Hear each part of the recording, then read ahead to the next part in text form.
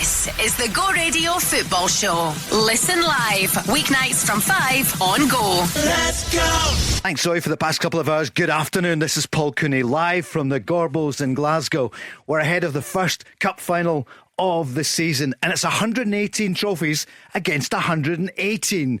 Andy Walker shared in some of those over the years for Celtic. So too did Craig Moore for Rangers. Right, here's the team news. Celtic are the home side for this occasion. Doesn't make any difference. Schmeichel, Johnson, Carter Vickers, Trusty and Taylor at the back. It's McGregor, Bernardo and Hatate, Kuhn, Maeda, Kyogo. On the bench, Sinisalo, Scales, Palmer, Ida, Valle, Yang, Engels, Forrest and Ralston. First reaction to the team, Andy Walker?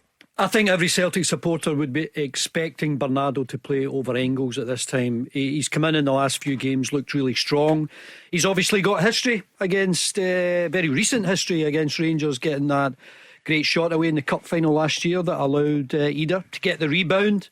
And I think he's in good form at the moment. Celtic, I think, have named pretty much their strongest 11. You know the story that Philippe Clement hasn't beaten Celtic yet. Brendan Rodgers hasn't lost in a cup final in 2 times in Glasgow. Here's the Rangers team who want to change that this afternoon. Butland in goals. The back four is Tavernier, Balogun, Proper and Jefte. Diamandi and Raskin, Hadji, Bajrami, Cherny, Igamani. On the bench, Kelly, Ridvan, Barron, Dezers, Dowell, Sterling, King, McCausland and Danilo. Craig Moore, what do you make of the changes? I'm going to applaud Philippe Clement without even knowing what the result's going to be, Paul, at this early stage, because it's an attacking lineup. For me, there's real intent. He could have easily gone with Raskin and Barron as defensive holding midfielders. He hasn't. He's opted for an attacking option. So I really like the look of the starting lineup for Rangers. The other, I guess, question was whether or not who was going to partner Balogun, in the centre defence. He's opted for Proper. I thought that could have been Sterling.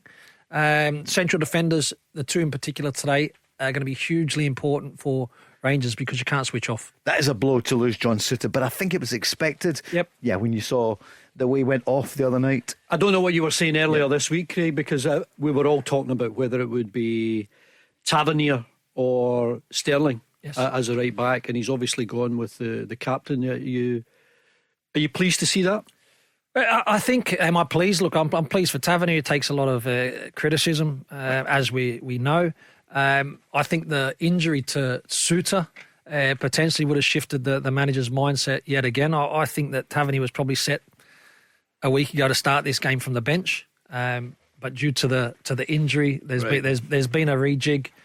Look, Sterling, I think, could have been able to play a lot more regular games, Andy, if he was able to present himself day in, day out, physically fit and well. Yeah. Because that hasn't happened, it's been a bit of a juggle for Philippe Clement in that right back position. Andy, are you surprised? Then, if you said a few weeks ago Tavernier will play in the cup final against Dyson Maeda? Yeah, I was on earlier in the week and I thought he would have opted for Sterling. This was obviously before Rangers played ever so well against Spurs on Thursday night, which I think has given a lot of Rangers fans a bit of a boost just to see them compete so well against a good side and be the better side for large parts of the game. And I think when you look at the Celtic starting 11, it's tried and it's trusted, and I don't see any weakness in it at all. When I look at the Rangers 11, I was so impressed with them the other night, but this is a team that hasn't done anything against Celtic, and so many question marks about how Tavernier will cope with Maeda. How will that new look partnership of Balogun and Proper get on?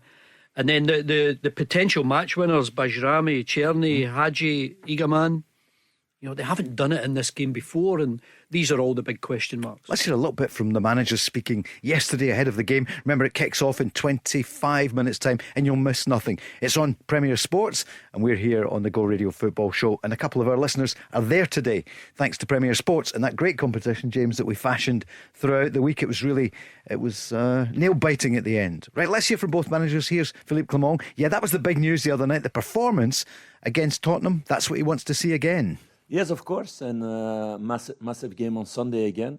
But not only Sunday, also a few days after, and the days after, and the days after. It's about having this hunger and desire every time. with the squad, and people are buying into that. Players are buying into that. They start to understand it. They start to understand also better the movement we want to make in every situation, what to do together. Not in every situation yet. But it's getting better and better, and that's what we want. Celtic had the draw, of course, in Zagreb, and the manager, Brendan Rodgers, said he watched Rangers display the other night against Ange Postecoglou's Tottenham. He was impressed, and, well, for the game itself today, he said, look, anything can happen in a cup final. I don't think it's a statement, no. No, I think that, in one-off games, that anything can happen, but you always try to prepare yourself as best you can.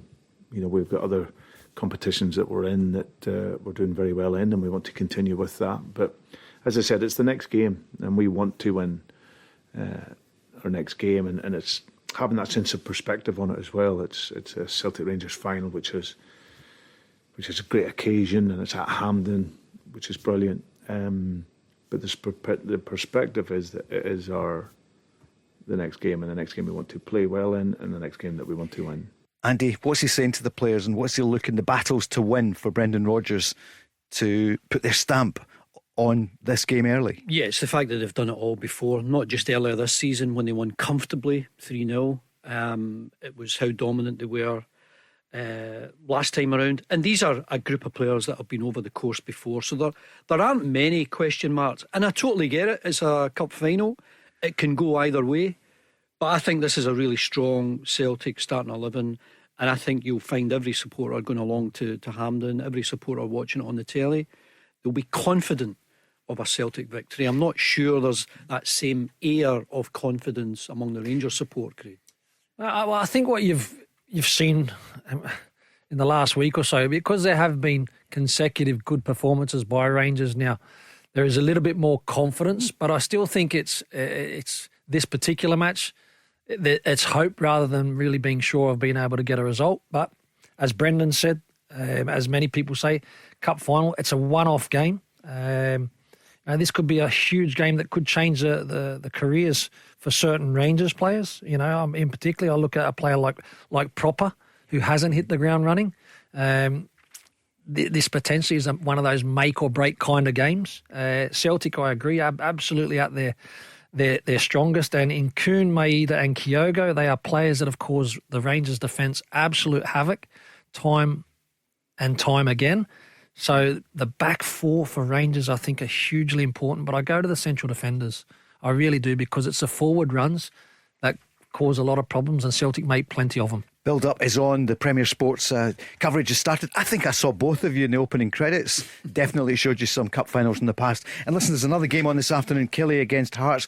Can you believe Killie are down to 10 men already? Robbie Dees has been sent off. Serious foul play. That is a problem for Kamara. I think that's for 6 red cards. Yeah. Wow. Quick break, and then we're back. Cup final is next. This is the Go Radio Football Show. Listen live, weeknights from 5 on Go. Let's go! Darkness has descended already. I don't know if it got light today, Craig Moore, did it? Or Andy Walker. They're both with us here. Who else would you want to be with this afternoon? The Premier Sports Cup final coverage has started there. We're here too.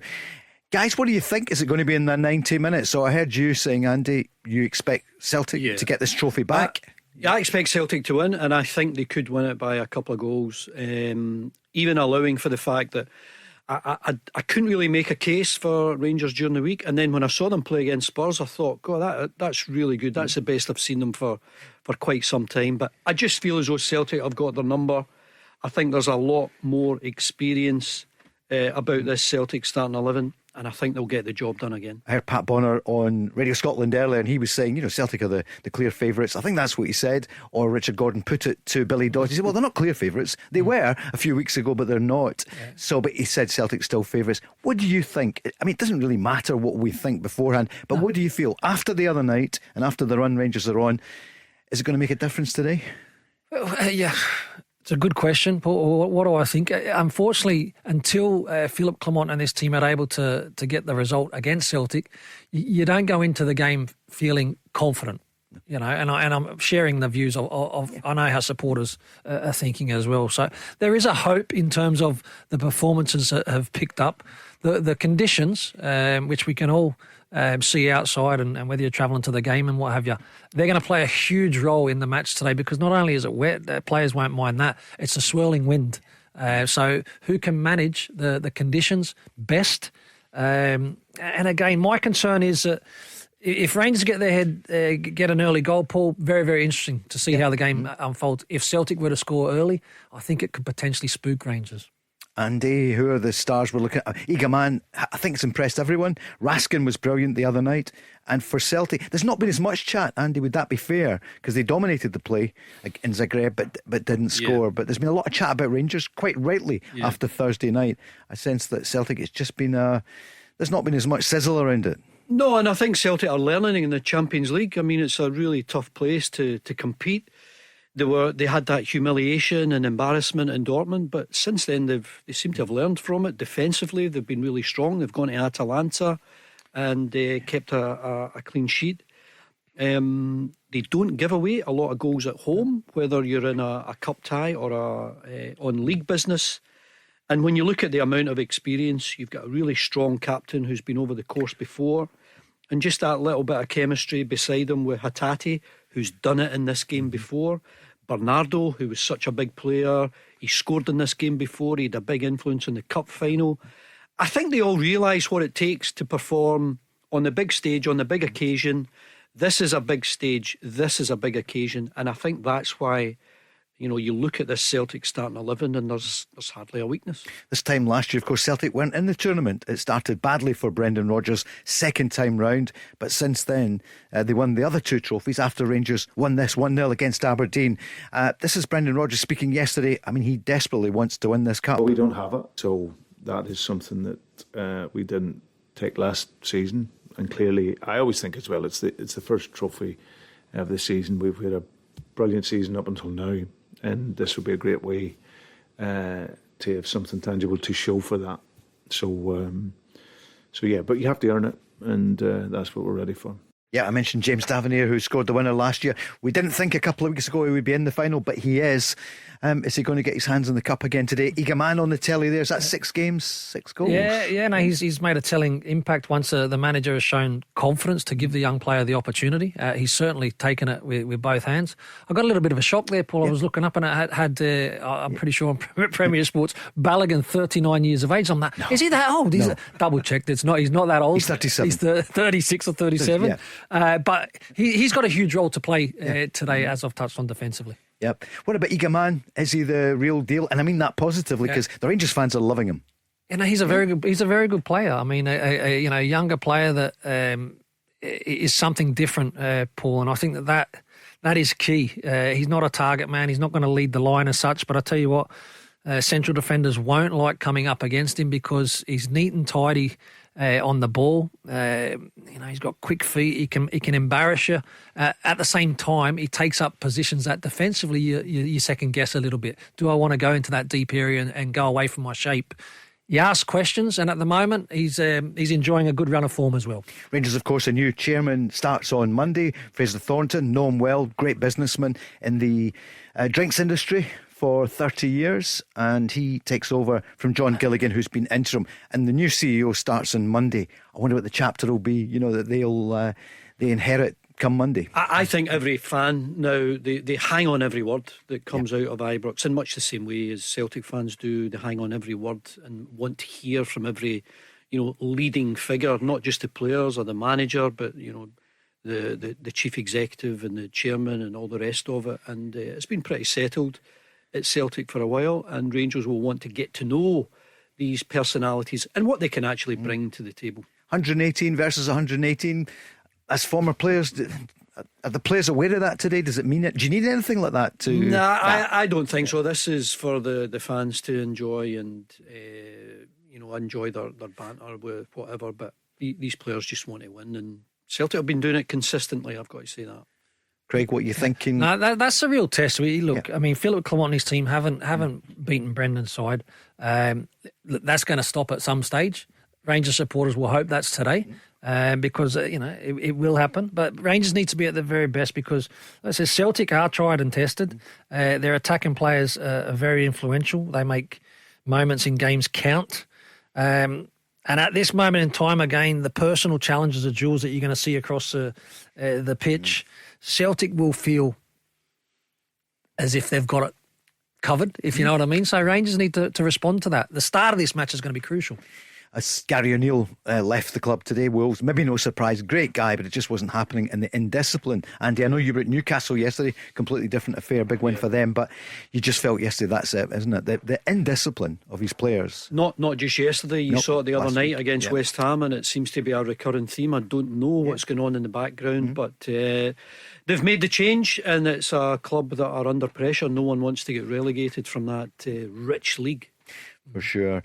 Andy, what are you thinking on the Celtic bench? We know Sinisalo, well, we haven't seen him, but Scales, Palma, Ida, who of course, as you mentioned, top of the show, got the winning goal in the cup final. Valle, Yang, Engels, Forrest, Ralston. Well, there's a good option for every area of the pitch, and obviously Luke McCown's not there. He is cup-tied. But when you look at Adam Ida, he scored a winning goal in the cup final. He will get game time. Whatever the score is, Adam Ida is going to come on and contribute. And I think when you look at the way that Brendan Rodgers has managed his squad over the last number of weeks and months, Ralston might get game time. Forrest could come on. Engels maybe for Bernardo. If there's a problem with Greg Taylor, Valle will come into play.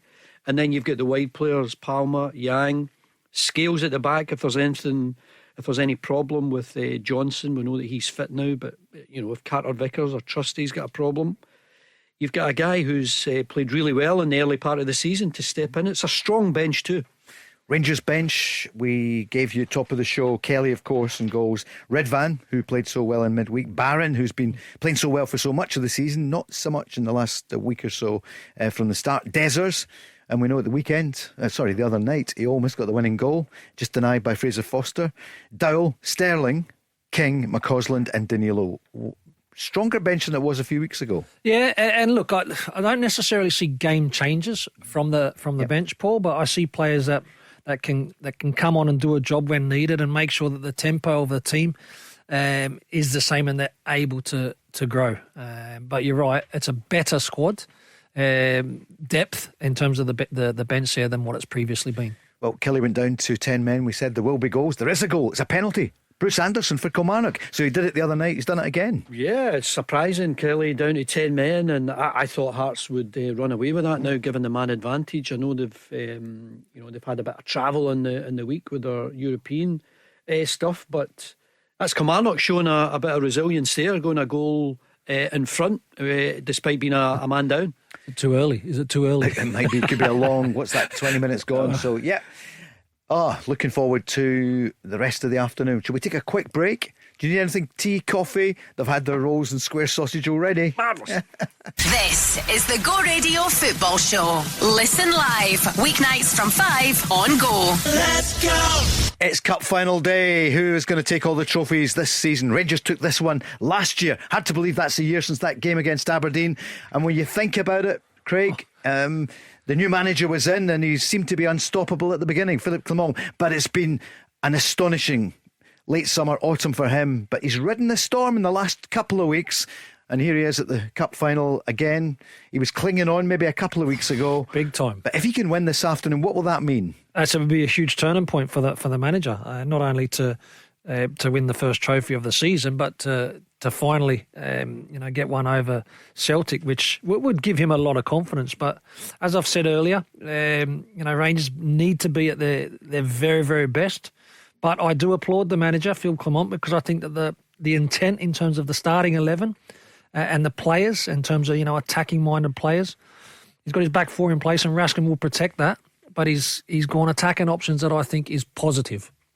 Andy, you were impressed by Raskin the other night. He was probably man of the match against Spurs. I was impressed with most Rangers players. I thought just the occasion, the noise, the fact that they were playing a top side in England. I think that helped bring the best out of so many of the players. And I think you can look at Rangers and there is the potential of match winners that I haven't seen before. But the big question is, can they do it in this game? And I'm talking about Hadji and Bajrami. Cherny was magnificent the other night. Can he find a better end product? I think that's the one thing that's missing. And you just do not know what to expect from Eagleman. He has been terrific since coming into the team. He gives you the unexpected.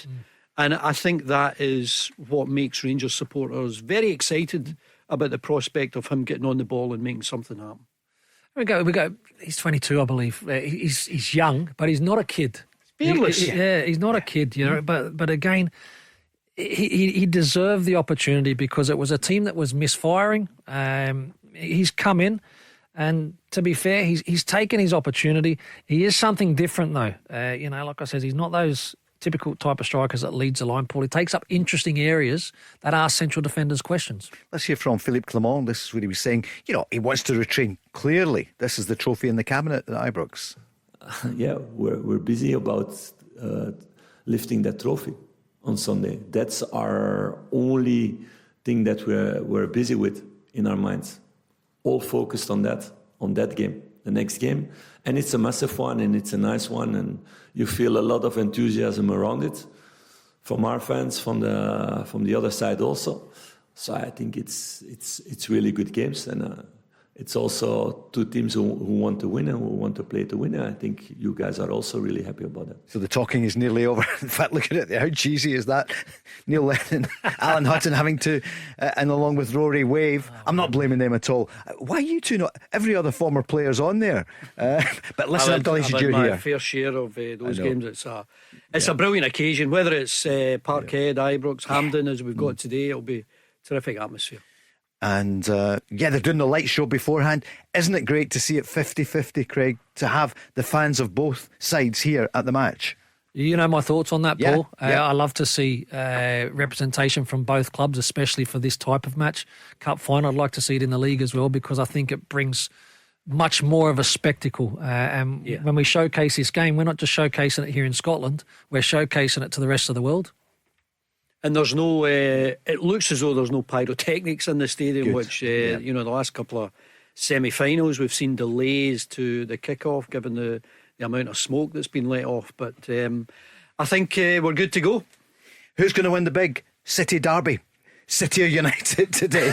I know this is the Old Firm derby, it's the Glasgow derby. Who's going to win in Manchester? Just a quick one, what do you think? I'm going for City. I'll go a draw. Go for a draw.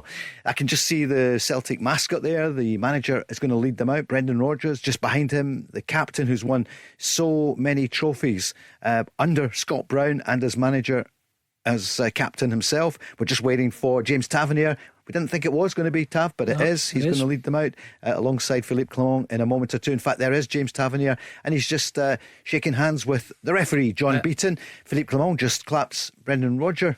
They used to ask one of the greats to lead the team out in a cup final, didn't they? Aye, they did. I can remember Billy asking, the great Jimmy Steele to take them out. Scotland Masseur as well. Jimmy was a real character. You've got a million of the old guys behind the scenes who would love to lead out the team. John Beaton looking quite casual there, isn't he? Doesn't look too. He's got his hands in his pockets. Yeah. Is that trusty there? Just talking to some of the players, move to the back, and the teams will be coming out in just a moment or two. Do you have any superstitions walking out for a game, Andy? No, I didn't like this. I mean, I played in a day where if you were ready, you'd get out on the pitch.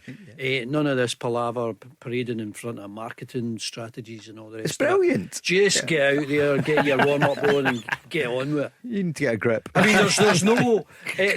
honestly, the handshake before a game, it means nothing. The handshake after the game means everything. All right, I like that. Yeah, it means a lot. True. We do have the pyrotechnics now as we look around. Yeah, we might have a delayed kick-off. Who knows? Oh dear, because of course that's what happened before. So we will see eyes on the prize is what they've got there. The Union Bears. We're going to have a delay. No delay. There's the pyrotechnics at both sides, isn't it? Both ends. At the Rangers end, the Celtic end. They're as already, well. under investigation and being fined for it. It'll be another one. But semi-finals at delayed kick-off on both. Both semi-finals. So don't be surprised if that's the situation here. Yeah, there's been a heavy police presence in town. We saw. This is weird as well, Paul. Was that? Sorry, the manager. The manager going and shaking the players' hands and all that, Andy. They're normally like, I'm not having it. No, he's gone with the game. Too much. Right, okay. 2 grumpy. He's only 49 the other day. He's just a boy. Did you enjoy your birthday? Yeah, lovely. Another year older. Thank you. You spent it with us. As the lineups go up, if you're just tuning in, it's the Go Radio Football Show. Paul Cooney, Andy Walker and Craig Moore. Celtic are Schmeichel, Johnson, Carter Vickers, Trusty and Taylor, McGregor, Bernardo and Hatate, Kuhn and Maeda, with Kyogo up front. And Andy, that's a really, really strong, when you listen, the back four. Trusty, I know you've been impressed with, alongside Carter Vickers. Very strong. You've got a leader in the heart of the defence there. I know they've got a leader in the middle of the pitch in Callum McGregor, but Carter Vickers just every bit as dynamic and every bit as vocal and every bit as influential as McGregor in the middle of the park. They're just getting the pictures taken there. I mean, there's so much smoke on the pitch. I think it will be delayed a little bit. Rangers start Butland, Tavernier, Balogun, Proper and Jefte, as we thought. John Souttar hasn't made it. They've got Diamande and Raskin, Hadji, Bayrami, Cherny, Igamani, or Igaman. Who's going to be the man today? What are you thinking about the lineup there? I mean, they played with such passion and real commitment on Thursday night against Tottenham. They won nearly every challenge. Yeah, no, it was a fantastic performance. And again, it's when you're able to knock out that type of performance, Paul, the pressure is being able to repeat that, and more importantly, can you repeat it against your biggest rival in a trophy match? That's the reality. So it's a big test for Rangers.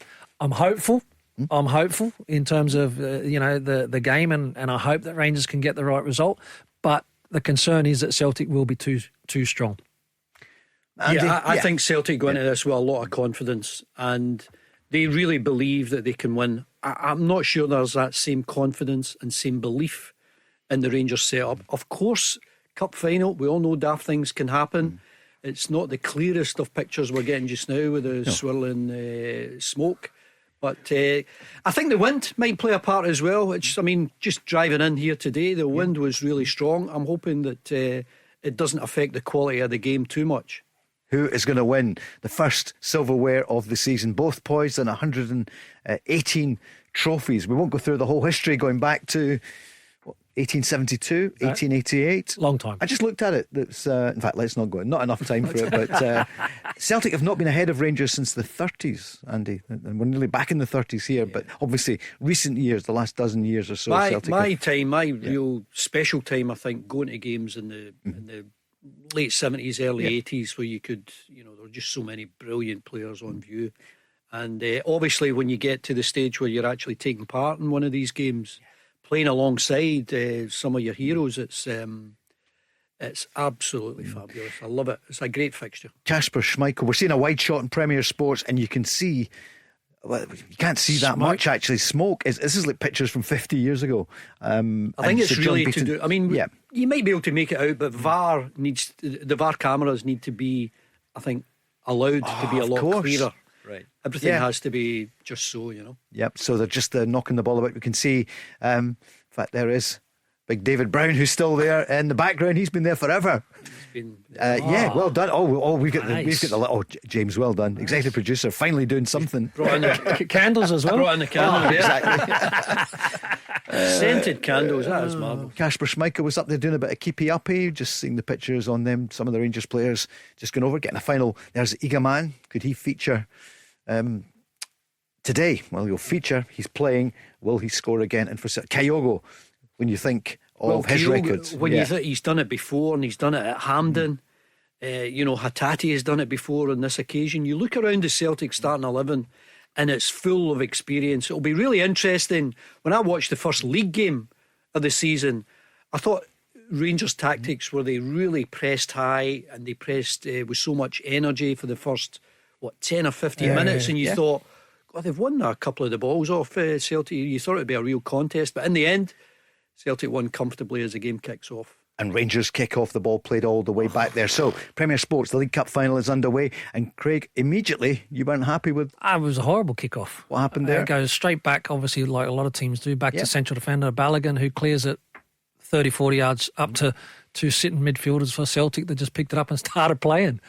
Not a great start, but we're off and running. But there's been worse, because Maeda, you remember, last season scoring, what was it, 20 seconds or something. So we've played those 20 seconds. In fact, we've played 32 seconds, and the cameras are on Paulo Bernardo, who was so involved. But it's Rangers coming forward, but Czerny just couldn't collect. Ball's out of play. It was just a long throw. Celtic switched off defensively. Czerny actually gets himself in a really good position, but can't find... It was a little half chance to get a decent ball into the box there. Maybe even take a touch. He just tried to get it across, but he completely miskicked. It will be fascinating, Craig, just to see. I saw Tavernier on the ball there.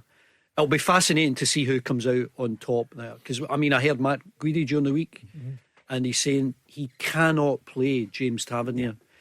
Here he is. He's a captain. He's leading the team out, and he is playing from the start. And it's going to be such an important contest with Maeda on that right and left hand side. Corner kick to Rangers. They're playing left to right as we look from the main stand on the cameras here on Premier Sports. Yanis Hadji back in, missed out of course midweek. Here he comes, left footed, swings it in near post. It's headed Kills away. You that. Frustrating. I mean, I know there's a pressure to get a bit of pace on the ball, but when you can't get it past the first man, it's just demoralising for your teammates. Send your tall timber up as well. Big centre halves come running up for the set piece and all that. And then the first man gets hit. It was a killer. Yeah. That's the voice there of a tall timber himself. Wow. The Aussie. Average size for a central defender. You're told to me. So he is. What's 6'1"? Craig Moore, Andy Walker, Paul Cooney here on the Go Radio Football Show, and we're bringing this to you. You would have scored in one of these, Craig, eh? Only one. And unfortunately it was a win at Ibrox 3-2. But we conceded early doors in that game, I think, after against seconds, Paul. It was an early goal. But you won, managed to come out on top. But this game, like I said, you touched on the Tavernier. Maeda's, there's going to be moments in this game where Maeda most definitely gets the better of Tavernier. That's not the battle that for me really matters. That ball then has to come into the box. Central defenders need to be alive. Raskin in terms of deep runners from Celtic, because it's the forward runs and the bodies that Celtic get into the box. You're missing nothing so far. 2 minutes 45 seconds gone as Carter Vickers comes up over the halfway line, sweeps it forward, Andy, but it's a bit aimless, wasn't it? It was. There was too much height on it, and I must say I thought Tavernier would have handled it a bit better, maybe shown a bit of composure to get it back to his keeper. But Celtic on the attack now. That shows. Nicholas Kuhn coming down the right, tries to go in, that familiar shuffle that he does, but it's read by Rangers, although the ball comes back to Kuhn. Kuhn tackled there, but it's Celtic still coming forward, trying to get the ball into the box. Craig, you were going to say? Yeah, no, that was, and again, there's the example. The forward run come from Bernardo there, Paul, but Rangers were in a position to stop that pass. That's the important part for Rangers. Tavernier, you're right with that long ball, Andy. A little bit of nerves because he could have quite comfortably headed it back to Butland as Maeda is down the left-hand side, Celtic left-hand side, one-on-one versus Diamande, who's done well to hold Maeda up. It's so poor there from Czerny, who had options in front of him, loses the ball 30-40 yards from his own goal and put his team under pressure there. Celtic then on the charge. It's McGregor, edge of the box. Taylor is up helping him, wins the throw in. Andy will ask for some of your goals in Old Firm games shortly, but not just now, because 3.5 minutes gone, coming to 4 minutes. Throw into Celtic about 20 yards from, and I think a poor one, even out in of play. I think even in my day, Paul, you were allowed tackles, you were allowed some sort of physical confrontation. I think now, I don't know about you, Craig, it's more a game of football. It's more a game of skill and ability. Of course there'll be a physical contest, but you don't see the outrageous tackling that was allowed a good few years ago. Can't tackle nowadays. The moment you go to ground, even if you get the ball, it can be seen as an aggressive intent to potentially injure a player. You really need to get it spot on, otherwise you're red card and you're inside and you've let your team down. Rangers now coming forward, the ball played down the left. Yanis Hadji knocks it in. It's a big parried chance. Away there by Schmeichel. That was a chance, Craig, out of nothing. Yeah, but it's a big chance. Once Hadji does get in, it was a long ball, flicked on. Hadji gets himself in a good position, needed to then see what he could create, because the shot, the angle was always going to be saved. I was a bit surprised just to see Carter Vickers and Trusty go for the same ball. Normally there's a better understanding. You look at this long one from Tavernier. By the way, that's Igamani. It's Johnson and Carter Vickers who go for the same ball, and normally, there's a better understanding. Normally it's Carter Vickers who just wants to clear everything, and he's got that dominant voice. Celtic not got a rhythm yet, Craig, you were going to say? No, but Andy, you'll appreciate this because you were a smaller type of striker. Igamani's not big, is he? But between two central defenders there from a long ball, and all of a sudden caused some problems there. So that's a positive sign for Rangers. Celtic haven't really started, Paul, to be honest. 0-0 after nearly 6 minutes. Andy, how good is it scoring in this game? What was it like for you? Well, the first game that I played in here, Billy Stark scored the winner. It finished 1-0, and it was a fabulous occasion. It goes past so quickly. It was at Parkhead, and so many things were happening. Billy scoring the goal, Graham Souness getting sent off. A guy who's been to World Cups, a guy who's a leader, talking about keeping your discipline, and he totally loses it himself. But the next game was at Ibrox, and I scored there to put us one up, and it was in the Celtic end. And I mean, even now, just talking about it gives me some goosebumps. It's just the best feeling. 0-0 in the cup final, 6.5 minutes gone. Anyone winning the battle in midfield yet? Saw McGregor there and Diamonde going for the ball. It's too early to say. No, at the moment it's too early to say, Paul. But the thing is not necessarily the individual battle. I think it's more the concentration. Of making sure that you are doing your job without the ball, because Celtic will find players in between lines. Bernardo's clever enough to get in between lines. Rangers need to look to try and do the same. Alistair Johnson on the ball. He was the subject of a crouching tackle the other night, Andy, but he must be fully fit or he wouldn't be in. Yeah, and Brendan Rodgers, I think, said that he was confident he was going to make it. And it's amazing what you can shake off. It's amazing what you can play with the adrenaline flowing in this game, and Celtic just trying to be patient here and maybe get a ball into the box. You're seeing Bernardo up against Hadji, I think, just keeping possession. It's always hard to tell just by watching it on telly about the pitch. It sometimes gets a bad rap at Hampden because Ibrox and Celtic Park, the surfaces are usually so good, but I haven't heard anything. There's nothing to suggest. As Celtic come forward, it's Maida down the left, but he's dispossessed there. That was a chance there as the ball is cleared. Andy? Great tackle, and it had to be really precise, and John Beaton has blown up for a foul on Balogun, but you would appreciate Balogun initially makes the mistake with the ball going through his legs, and Maida trying to get past him, but he stretched out that long leg, and it was inside the box. He had to make sure that he was getting it. Spot on. It was brilliant because Maida's done absolutely everything correctly there, Paul. He's tried to look to get across once he's in the box, Andy, to get across Balogun. So any contact could be a penalty. Balogun times it spot on.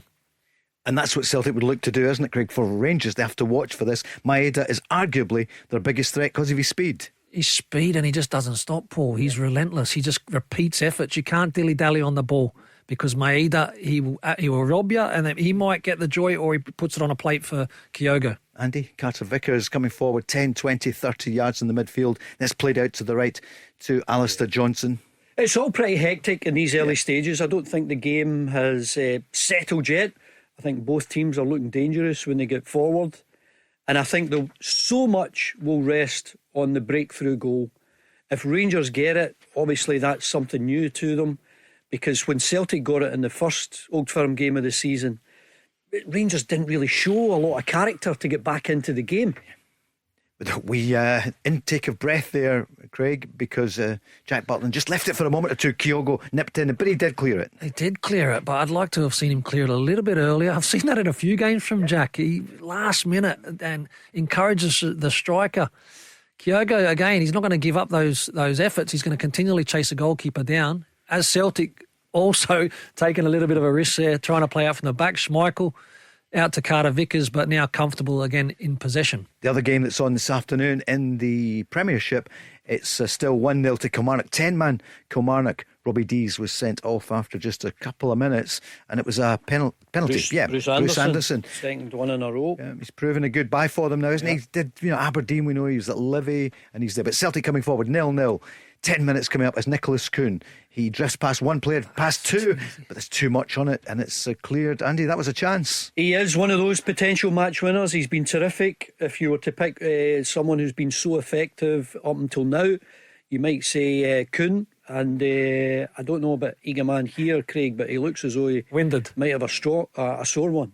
Yeah, to be fair, if you know what it's like, sometimes you cop it. I think he cops it in the midriff here, or maybe his ribs. But sometimes it can just take the air right out of you. I'm pretty sure for this type of game, Andy, he'll be getting up and continuing. Well, you hope so, because you need a strength of character. You need to strengthen your resolve, and you need to take a slap now and again. We spoke earlier about sometimes there's a lack of physical contact, but you got something here from Carter Vickers, but I'm sure he'll be okay. I don't think he needs any treatment. Yep, still 0-0. Eagleman's back up.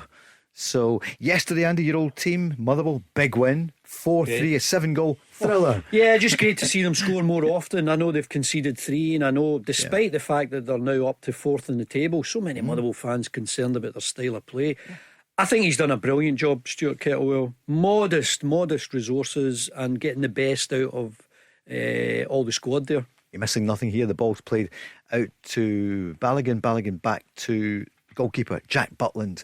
Still 0-0 at Hampden. Remember, 50,000 is a long clearance. In fact, it's Johnson goes down with Eagleman. It was silly, wasn't it? It's going to be a free kick as Eagleman kicks the ball away. I mean, it's the easiest thing to do as a defender. No wonder strikers go down in the box when you see just a touch there, and defenders do it as well. It's just those kind of long. You just try and keep them pinned in, Paul, rather than make the foul there. Eagleman, he worked hard. He ran 30-40 yards, but again, that's part of learning. He's a young player, but don't give away fouls in there. Let them work their way out of that area. Still 0-0. Big win for St Mirren yesterday, and it was 3-2 against St Johnstone. So that was a big scoreline. They needed that. Was that a penalty? 90 plus 6, 90 plus 8, maybe. It's a retake. Yeah, Mark O'Hara took the first one. He's taken a bad injury, and so then it was a duel, and he scored. I've got to say, I fancied St Johnstone. I saw them last week at Pittodrie against Aberdeen. Thought they played really well, but can't win at home. And I think the two clubs that are really struggling, I know they're not at the foot of the table yet, but they're hovering there. It's the same two, St Johnstone and Ross County, that might struggle. Yeah, Ross County losing. Is that 25 away from home without a win? 3-1 loss to them at Hibs. So a big one for David Gray, Sir David. Not so good for Don Cowie, obviously. No, but Hibs also went behind early in that one. Yeah, didn't they did, didn't they? Very early. Early. Yeah, that's right, Campbell. I think Ross County are favourites to go down. Do you think? Yeah. So here at the Cup final, 13 minutes gone, Celtic 0, Rangers 0. It's not a classic yet, guys, is it? No, not settled down, and there's been no pressure. There's been no sustained period of passing, controlled passing. Maybe Celtic slightly the better in terms of just knocking the ball around. Rangers are a bit more direct, I would say. Yeah. But I think this first goal is just going to be so important. Craig, as Rangers try to come forward down the right, would you agree that's in fact there's not much in it? No, it hasn't been much in it. Obviously, the one opportunity where Maeda gets in, Balogun recovers well. Tierney, when the Celtic defence had switched off, miss kicks the ball, and the half chance from Hadji, who had a small siding at goal, but Schmeichel made a comfortable save. But at the moment, yes, Andy, Rangers are a little bit more direct, whereas Celtic are trying to work it, especially down this right hand side. Yeah, well, there's a ball in behind, and this could be a goal. Kuhn breaks into the box, great chance for him. The keeper came out, what a save, but it's still with Celtic. Hattati tries the shot, it's cleared, still in the box. That was a real chance. Brilliant save. That keeps Rangers in it, and that could be a big moment, because Butland, I think he's been, he's made one or two mistakes in recent weeks and months, but that there, I mean, terrific from Kuhn to get himself free into the box. I was sure he was going to get a shot on target, but brilliant save from Butland. Kuhn just put on the afterburners, didn't he? He absolutely and by the way, he's given Proper 10 yards in terms of Proper's coming across. He gets by easily. Proper's done the right thing not to foul, because it's a penalty. Butler makes a good decision. He comes and gets the right save, but an early warning for the pace of Kuhn. And we mentioned about the right hand side for Celtic. Rangers' left-hand side is where they're trying to attack. That's the first chance of the afternoon, Andy, isn't it? It's the first time that's the first Rodgers big chance, and the first time Celtic have got in behind a 1v1. And given his form, you expected Kuhn to do a bit better, but credit to the goalkeeper. When you're doing that, I mean, here's Kyogo in behind now. Great ball through to Kyogo, good shot, but easily taken by Jack Butland. But Celtic beginning to get a rhythm. Well, that's twice they're in behind in the space of a couple of minutes. First time with Kuhn, this time with Kyogo, who's always looking to get in behind here. Takes it on the volley first time. It's a tight angle for him. He strikes it well enough, but as you say, Paul, it's a comfortable save for Butland. Does well. Look, a good run, the type of movement that we've seen. But he's very, very good at it, Kyogo. But central defenders, I talked about at the start of the game, communication, tracking that run. Sometimes you've got to drop off. Proper's had a couple of minutes where he'll be feeling it, and he needs to do better now. It's funny, Craig, these long balls that you're seeing from Rangers, and they're giving it away too cheaply. I mean, Celtic are playing a bit of passing now, trying to get into their rhythm. You watch what happens when Rangers get possession and how quickly they try to get in behind. Yep, the headline there, Jack Butland to the rescue for save. Rangers. A really good save. Nicholas Kuhn breaking through for the first time. Proper was a bit sluggish, I think is how you would describe it. 17 minutes gone. As better Rangers move now, from Rangers. I mean, that's 3 or 4 passes they've got. They're in behind Hadji, here. edge of the I've box. got to pick somebody out, Jeffy. Tried to play it through to him. He does well. He does really well. Gets himself out, and he's got the ball deep into Celtic's territory there. Rangers trying to potentially work across, but Jeffy had a chance, and I think he could have picked out Cherney. Ball comes in, Carter Vickers, I think, or Trusty gets a good header to what was a decent cross from Rangers. Craig, are you liking Trusty so far this season? Trusty's a good player. Yeah. I mean, look, Scales has been very unlucky because he hadn't done anything wrong for Celtic and gives them natural balance being left-sided, but Trusty's come in and been really solid and formed a good partnership with Carter Vickers. On referee watch is Andy Walker. They love things like that, don't they, in the papers. On referee watch, so far, all okay, nothing. Yeah, there's no contentious issues as yet. That could have gone either way. Rangers have got the corner here, but it's all about the delivery. And the last time we saw Hadji coming out here, couldn't get past the first man. So it's corner kick to Rangers at the traditional Celtic end. Kasper Schmeichel just organising his defence. And let's see, so it's going to be Hadji, I take it. It's going to take this. It's taking a bit of time. Here he comes, left-footed. Is it better than his first one? It's a similar one. Straight back. It's always outplayed. Back to Hadji, though. He looks up. Who's he got? He's got Tavernier, just edge of the box. Dinks it, looking for the head. A good save there by Schmeichel. So it wasn't really threatening, but what did you make a good head by Balogun? Look, he's had to a great header by Balogun. He had to try and generate power on the cross from Tavernier. Comfortable save for Schmeichel in the end, but Rangers still got possession at this moment in time. But it was off another corner kick initially that Hadji hit the first man. Decent spell for Rangers, Andy, you would say. Rangers now coming forward again down the left. Yeah, I put so much into whoever gets the first goal. I think it would give you such a lift, such an ability to maybe control the game. I don't know about the conditions. Every time I see Jack Butland kicking it, he kicks it a mile. Maybe they've got a bit of wind behind them, Rangers. James is going to look out the window and see what happens. It's triple glazed. How many kilometres? It's triple glazed, James. How could you look out the window? It's triple glazed. And good luck with that one. It's Sunday afternoon, so it's the Cup Final, Premier Sports Cup Final, the first silverware of the season. Rangers took this one last year. Celtic took the league and the Cup. Both of them still doing well in Europe this season. Celtic in the Champions League. Next up, Young Boys of Bern in January. And for Rangers, of course, they're looking forward to Manchester United.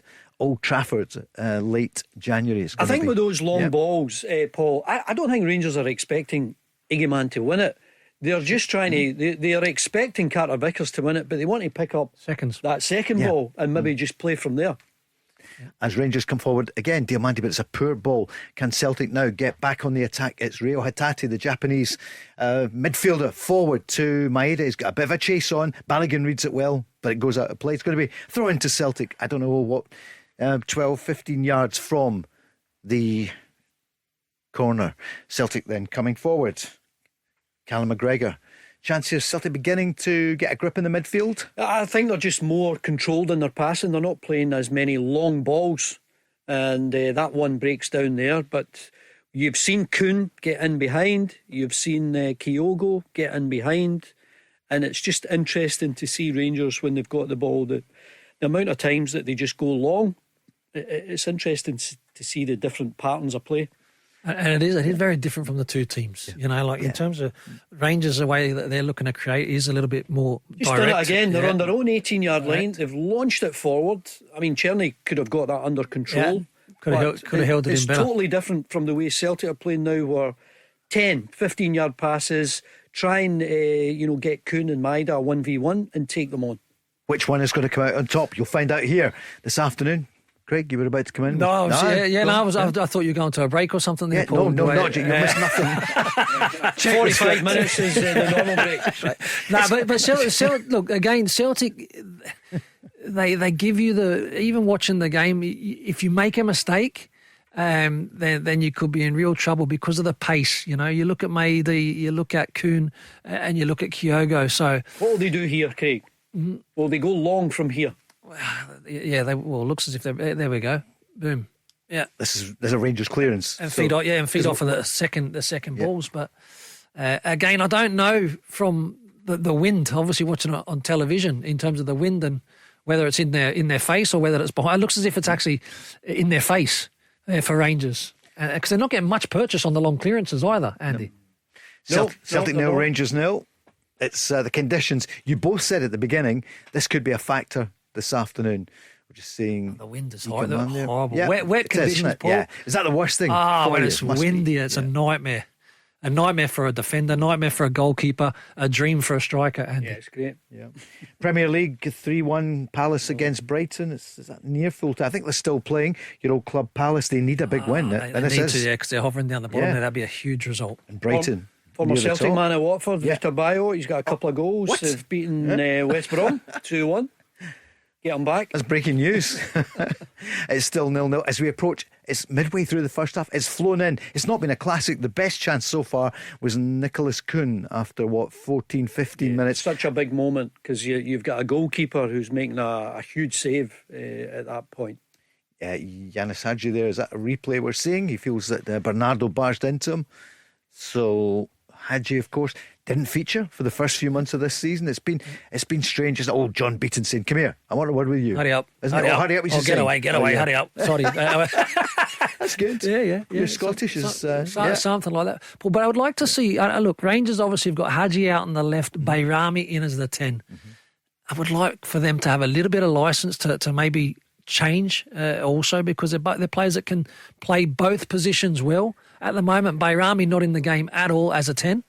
Here's Celtic coming down the left. Good play there by Hatate, a dummy, foul. And he's been fouled. And it's in a good position for Celtic. What's that, 25, 30 yards out? Just left of Jack Butland's goal, but a good position for a free kick. Well, I think what you're seeing now is Celtic players wanting a booking here for Balogun. I mean, he's rolled him so well, Hatate. And I have got no problem with any referee who wants to keep his cards in the pocket as long as he's consistent with both teams. Well, he's shown a yellow there to Balogun, but I don't think it was for the foul. Was it not? No, something afterwards maybe. Yeah. In fact, I know they took it really quickly, but they've called it back. So it's going to be a free kick to Celtic in that position. 23 minutes gone. Callum McGregor's over the ball speaking to the referee. Diamandi's not far away. Jack Butland, important moment for him, especially with this wind. Yeah, and the amount of times that Callum McGregor has scored goals this season from outside the box, his shooting boots have been on since the start of the season. He's not really a free kick taker. Bernardo. I think Bernardo is lining up. So you can see with the cut of the grass, it's just over 25, 26 yards. Thanks for that, Craig. Andy's going on about Callum McGregor and you say it's Bernardo. And you know what? You were right. So here is Paulo Bernardo, who made the goal in the Scottish Cup final. Here he is in the League Cup final. Premier Sports shoots straight into the wall and it's clear, but it still comes to a Celtic player, Greg Taylor. He looks up. What are the options? Looking down the left, he gets past Cherny. Still on his favoured left foot, so he plays it back to Alistair Johnson. He goes forward 10, 20 yards, plays it right though, plays it back to Reo Hatate. They're looking for some chink of light there, but there isn't. They're still coming forward and it's cleared by Rangers, who Celtic just not getting, it's not fully firing just now, Andy, although as we speak they come down the right. I think they've won a corner kick. Yeah, Celtic have got the corner here. That was really good play from McGregor down the right hand side, and there was an incident just outside the box. Johnson involved in a bit of a collision with Diomande. no foul given, but Celtic will be quite happy to settle for the corner. Going to be a corner kick. 25 and a half minutes gone. What do you think? Out swinger from Bernardo. So yeah, again, these are important situations. In games, Rangers now have to defend in their zones, and again, like Rangers, Bernardo doesn't beat the first man. Yeah, we've seen a few poor corners. That's 2 from Hadji, and I know you need to allow for the conditions sometimes, but the only pressure that players are normally under is to get the ball in with a bit of pace, and a lot of the time they just can't beat the first man. Just clip it, Andy. They just need to clip it rather than looking and putting dip and swerve and pace on it. Just get it in the area. There's a wind there you can use as well. Celtic on the ball. They've probably seen a bit more of the possession, but possession has to transfer into goals. Good ball through, but too much on it, and it goes all the way to Jack Butland, the former Man United goalkeeper, who's a great favourite of the Rangers fans, Craig. It's been a tougher season for him. But he's shown he's human this season, hasn't he? He's made some mistakes. Very good goalkeeper. But yeah, like I said, I think just because there's been moments where the team have really been struggling, Paul. There's another long ball from Proper this time. He just picks the ball, a short pass from Butland, takes a couple of strides, and then he launches it 50, 60 yards, and Rangers lose possession. But it's obviously their tactic. It's what they want to do. For Kelly fans, you're 1 up at half time, so you're down to 10 men. But Andy, that's good going. I mean, I know it's only 45 minutes, but they lost Robbie D so early.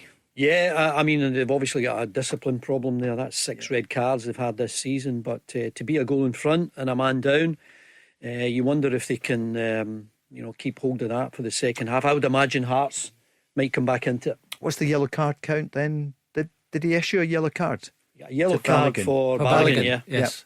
1-0. Yep. But 0-0 is the scoreline just now. 0-0 was Celtic's scoreline in Zagreb. Rangers' scoreline the other night at Ibrox was 1-1.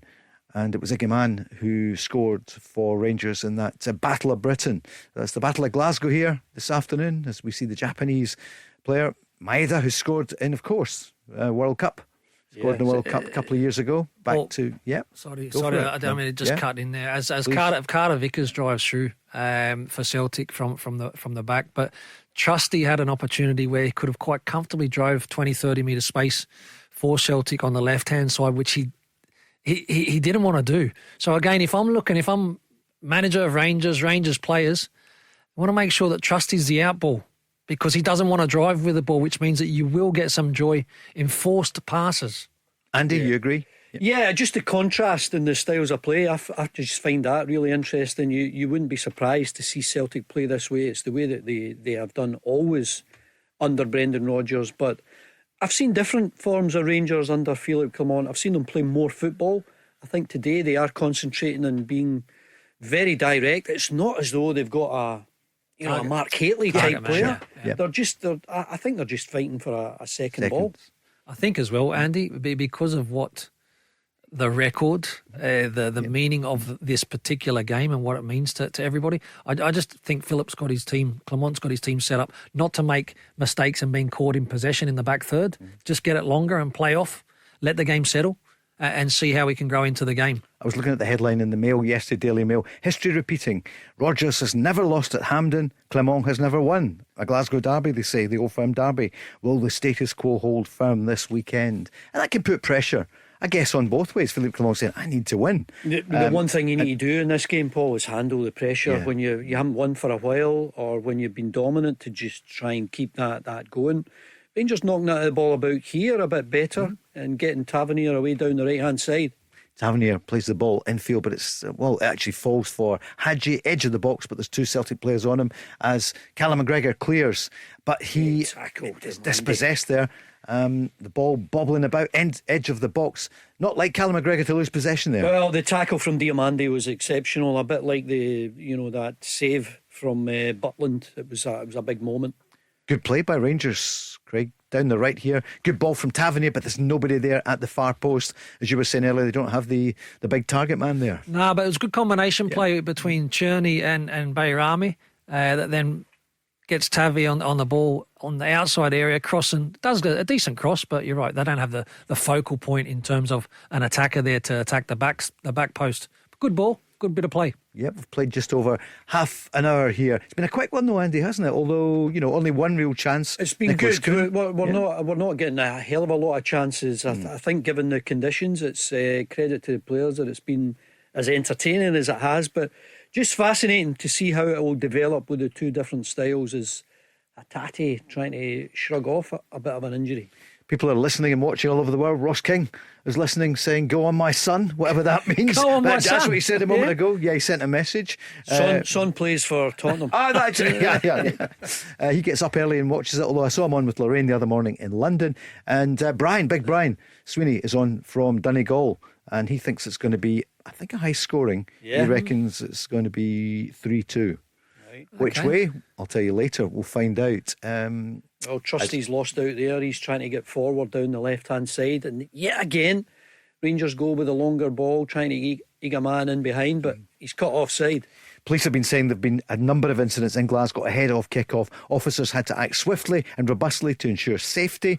The use of weapons or violence will not be tolerated, and officers are just not having it. It goes on, it impacts other members of the public and the vast majority of football supporters who want to enjoy the cup final. Officers will remain in the city as our operation continues. Anyone with any issue, they will it's so be dealt disappointing, with. Paul. It's my city, and Yeah. it's horrible to see those pictures of just innocent mums and dads and boys and girls being caught up in a lot of madness in Argyle Street and elsewhere. It's frightening. We call it the beautiful game, Craig, but this is the ugly It's side the of it. ugly part of it, isn't it? There is an ugly side, unfortunately. It's minority, but we've got to focus on the positives of the great game that we're seeing there now. Yeah. And it's 0-0 at the moment. I was going to ask you, there's a lull in play, which means there'll be a goal probably. But I wonder what people think elsewhere watching this game just now. Do you know what I mean? What are they saying in England? For example, I heard some of them in TalkSport. I love listening to Jim and Simon and all this. But somebody late at night, I don't know who it was, and he was so dismissive of the Scottish game. They were talking about Ange Postecoglou, your fellow countryman, just saying, but what's he done? It's only been in Japan. It's only been in Scotland. They were really, really dismissive. Well, ask Graham Souness what he thinks of Scottish football. This is a promising break for Rangers here coming going forward through the middle. Rangers, edge of the box, trying the shot. It's going to be wide of the post. Bayrami could have done better. Positive, but he ends up trying to offload a shot from It would have 25. been a worldly if he gets it on target, especially beat Kasper Schmeichel. And I think he did have options on his right hand side with Eagleman and Czerny. See, this again, Rangers have got to be careful where Hadji just for the slight second lost his man. I think it was Bernardo just playing off him. It breaks down, fortunately enough, but again, it's moments of concentration. Paul, it's going to be a split second that's going to change and make a moment for Celtic or for Rangers, and then it's how the reaction is from after that, because this moment in time, both teams are comfortable enough, but a mistake could be the one that swings the match and opens it wide up. Well, there's a long ball from Butland. Rangers don't win the header, but they win possession 30 yards out, and Czerny trying to create something now.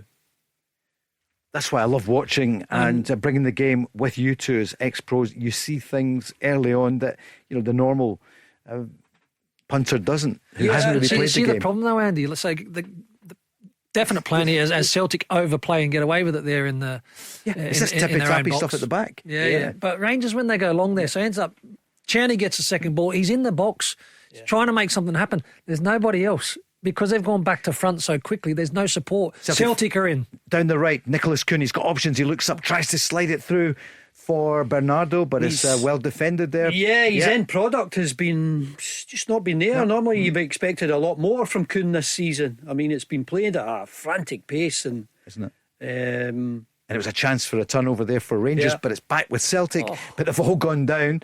3 of them are down. I think Trusty was fouled. Balogun, was he? Yeah.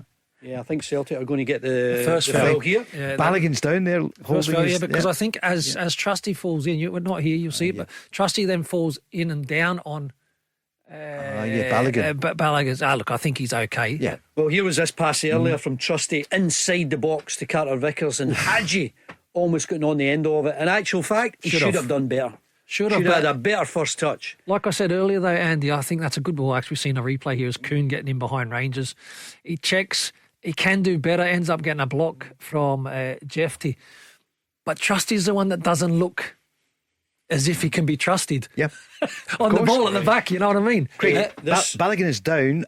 So what are they going to do if he goes off? Because we know there's no Suter. Yeah, you said beforehand. Sterling for me. If Balogun were to come off and is struggling, then Sterling, who could have quite easily started as a central defender, I would imagine would be the one that would come in. Andy, you agree?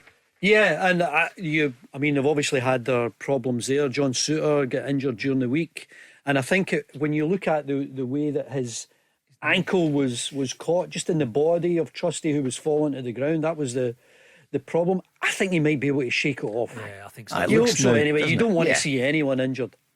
Yeah, as Gordon Jury. Oh yeah, Mark Hateley. By the way, there's a few there. Bob Malcolm there, Griggsy McGregor there, Mark Hateley, Dukey, as you touch on. There's a few of them up there. Yeah, they're up there. Hopefully not causing trouble. Up in those, I'm sure your old teammates will be. No, I'm sure they'll be in great form. Worked with Mark Hateley for years just after he gave up. What a player he was, wasn't he, for England? Obviously for Rangers, he was Monaco, top AC player. Milan. Great left peg. Yeah. Won everything in the air. Yeah. As it's still 0-0. How long have we played? You're watching it on the 70-inch screen. I've got the console telly here. It's we're 10 minutes before half time, and Celtic maybe slightly more controlled in possession, but I think Rangers look dangerous when they go long and they win that second ball. I mean, we're not seeing a lot of big saves from either keeper. Just that one big moment where Butland kept it out from Coon, but not seeing a great deal of goal scoring chances. Andy, do you think Rangers definitely got a confidence after the other night? The result, they must have done. Performance. They're playing against good opposition. Just the occasion itself, the fact they're doing so well in Europe, their best performances, their best results have been in Europe, and they got another one the other night, and it's on to Man United next. And of course Celtic can be open because the way they play, Craig, and maybe that's what Rangers like, rather than playing up against a St Johnstone or a run-of-the-mill Scottish Premier League game. Yeah, but I think as well, Rangers, and they have done it this half, is take the risk out of any mistakes in the back third, trying to build up, this kind of stuff where you concede a goal which you should never concede. They have been direct. The concern with that is not that it hasn't worked, getting the second bits and pieces, but then they've not got bodies in the box. So you need to have that balance. When you go back to front and there's too big a gap between your lines, then you don't have the people in the box when you need them. Celtic forward, good ball. Greg Taylor for Dyson Maida in a tussle with James Tavernier. Tavernier winning it so far. The ball almost went out, but Liam Balogun was there and he clears it. The thing I would say about Rangers is, they were really good the other night, and one of the main reasons for that was Iggyman. He has hardly touched the ball in this game, and we're heading 7 minutes to half time. Iggyman, when he picks up in the middle of the park, can drift past players, or when Rangers have got it wide left, wide right, he needs a bit of service in and around the box. He has been starved of any good sort of possession. Yep. You wouldn't have been surprised if the way that Rangers have played this first half, that you had Dessers up there.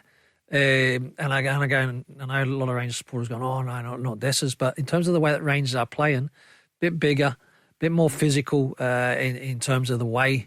Iggyman will be frustrated, Andy, because as you say, he's not really had a touch. And he's really feeding off of scraps. He's just working, closing down, but he's getting no joy at all, as we see a picture of John Suter, who's had an injury. Tom Lawrence beside him as well, got an injury. Remember Tom Lawrence? Seems like ages since he played, doesn't it? Greg, it's months. A couple of months. Yeah. Again, how quickly things maybe have changed for Tom Lawrence, but also for Rangers. Hadji back in, Bayrami. He'll have his work cut out when he is fit. Certainly will. It's 39 and a half minutes gone in the Cup Final. Premier Sports Cup Final. Paul Cooney here with Craig Moore and Andy Walker. We're watching it on the telly. We've got the coffee here, cup of tea at half time. I think a pie may be coming as well. I hope you're enjoing the coverage. I must say, I did expect Celtic to be more dominant. Yeah. And, maybe the conditions, maybe the fact that Rangers have, as you mentioned, Paul, getting a lift from their level of performance the other night. But it's a very even game. Yeah. And it's two very different styles that we're watching, but Celtic not as dominant as I thought they might have been, maybe more in control. Still 0-0 into the last 5 minutes of the first half. There's been virtually no stoppage, has there? There's been next to nothing. Balogun very briefly. So, last 5 minutes of the first half. Let's see if there's a goal before half-time as Celtic in possession, but they're forced back to the halfway line to Cameron Carter-Vickers, back to, he's playing sweeper as well, which is a feature of Schmeichel's game, isn't it? That he Sweeper keeper. Yeah, you like that? Yeah. Who was... A terrible ball. There's a chance for Rangers. Rangers breaking through. What a chance. The ball played. Edge of the box. Turkey's time. It's going to be a goal for Rangers. Rangers have scored. 1-0 Rangers. They've scored in 40 minutes. And it's Bayrami who has scored a dreadful error by Celtic. Rangers have gone one up. Celtic trying to overplay at the back. They've done it a couple of times in this half. Rangers pick up on the loose ball, drive forward. Bayrami, I think he plays Igamani in, who is very, very clever, holds it up, gets a shot off. Schmeichel makes a good save. Bayrami with the following. The big moment here, Craig, Greg Taylor gives it away, as you say, and Rangers on the break. And Igaman does so well here. I mean, Carter-Vickers goes to ground. He gets the angle on the shot. And look at the way that it's saved. Really good from Bayrami. Just knocks it off to the side and then takes advantage of just a tap in once that Schmeichel's made the save. But there'll be a lot of focus now on Greg Taylor and that mistake that has put his team under a lot of pressure now. Rangers have got that vital breakthrough goal. And that left-hand side, Andy, it's not the first time where Celtic have been a little bit uncertain and been caught. Like I said, I think even there, Igamani, he could shoot early and it gets blocked. He delays it a little bit to enable him to get a shot off. I thought that was quite clever. Very clever, I agree. Rangers have gone ahead. 41 minutes. Loose pass from Greg Taylor. There was no pressure, really. Igamani did so well. Good save by Schmeichel. And there was Bayrami scoring. So we did say in 40 minutes, is there a goal before half-time? There is. Is there another one? Andy, this was not in the script. Celtic no, now... not at all. And credit to Rangers. I mean, they've got their own style, but they've managed to get their noses in front. Now, what do you see from Celtic? How will they respond? And how will Rangers react to, will they want to go and, get that second goal? Will they sit back a little? We're almost on to half-time. Their Rangers' first goal is to get to half-time still in front. Silly foul there, as we're talking. Raskin? Just showing some enthusiasm and energy, but again, need to be calm. It just shows you, Craig, I mean, you can be punished severely for a mistake, and that was a big one from Greg Taylor. And that's what Andy were talking about, like Rangers going direct. Rangers are not willing to risk in the build-up in the back third. They are going long. Celtic have been caught on this time. Bayrami was set in a good position, so the trap was set. And from that left-hand side, it was Taylor this time, but Trusty has also looked a little bit uncertain in possession for Celtic. Yeah, he has. I'm watching it on the big screen. Much better view. It's 1-0 Rangers at the moment. 2 minutes left in the first half. There can't be much. Maybe a minute will be added on. It's going to be a throw-in at the far side. Testing moments for Celtic because they didn't expect this. But as you said beforehand, cup final... Rangers, Celtic, anything can happen. Well, Celtic are used to the big occasion. They have to respond. And they do have options. I mean, no matter what the score is, Paul, I would always expect Celtic to make at least a couple of changes on the hour mark. Adam Ida will come on. We haven't seen a great deal of Kyogo. And you've also maybe a wide player. Celtic have got Palmer, they've got Yang. They've maybe got a bit of drive and in the wide area from Forrest as well, maybe Engel. So they do have options. Is that Nicholas Kuhn went down there in a tackle? Just trying to check. Yeah, it is Kuhn that's down. He's holding it at the back of his calf and knee or something. He's holding a few different places. Jeff did come in from behind and catches him for a free kick, but it looks as if Kuhn's struggling a little bit. Yeah. As he's receiving some treatment, Paul. And earlier in the season, he was the best man for Celtic, but the last couple of weeks, maybe not at his very best. So he's taken a real knock there. So the Celtic physio's on. We spoke earlier, Craig, I don't know whether it was this week or the week before, and we spoke about the prospect of Rangers, their level of performance in this game. There are still some Rangers fans that want Clement to go. And now you're in a cup final. Rangers are ahead, obviously, there's nothing won yet, but I mean, it must change the whole idea if Rangers were to win this cup. The Rangers fans must try and get behind the manager. Yeah, absolutely. And again, Andy, if it's very, very early still in this match as we're coming up to to half time, but it would certainly give Clement a good chance to establish himself, because he hasn't really at this moment in time. He's had a run of 3 or 4 really good performances and results.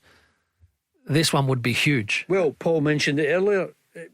Hasn't he laid a glove on Celtic in all the games that he's managed for Rangers? And that is a big problem. As Rangers come forward again, 3 minutes added on. We're into added on time, so 2.5 minutes left. Craig, it broke down there. No, Igamani again. I love it. What did he do? He's tried a cheeky little nutmeg, and the chance goes. As an attacking player, I would be cooking. I'd be fuming because cooking. Yeah, but that's the type of player he is, and when it comes off, like it did against Nice, and he scores his goal and all that, that's part of his makeup. You know, we wondered how Tavernier would go on against Maida. It's actually not been a contest because he's not really had the ball wide left. He hasn't had a 1v1 where he's taken them on.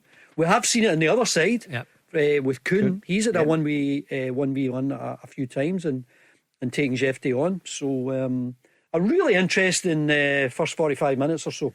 And Celtic looking a bit laboured, a bit slow, Andy, at the back. You know, this knocking the ball about. They were obviously caught out spectacularly at the Rangers goal there. You'll get the stats, Paul, and Celtic will have had most possession, I think, most passes, maybe even most touches in the opposition box. But Rangers are in front and they continue to be direct. And you both said Rangers were looking to pick up the seconds, and that's what's happened, isn't it? That's it. But look, that again, we talk about the two different styles. Rangers have very much cleared their lines and played in Celtic's half when they can.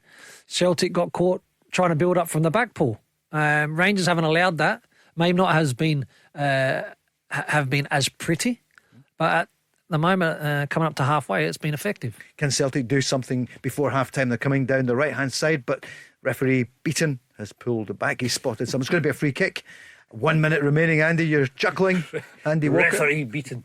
I thought referee was Beaton. Was Beaton? No, John Beaton. That's right. Referee John.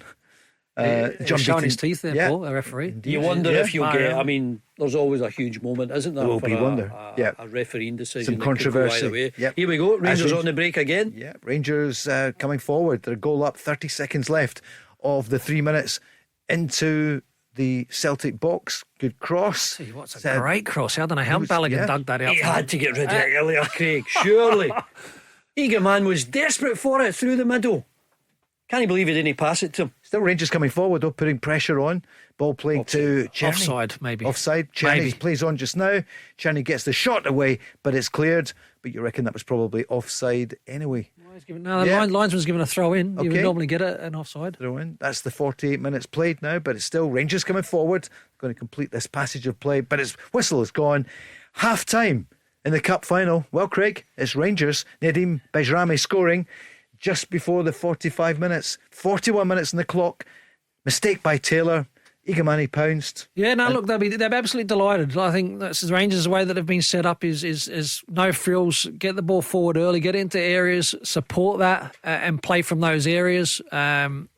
Eventually they catch Celtic overplaying.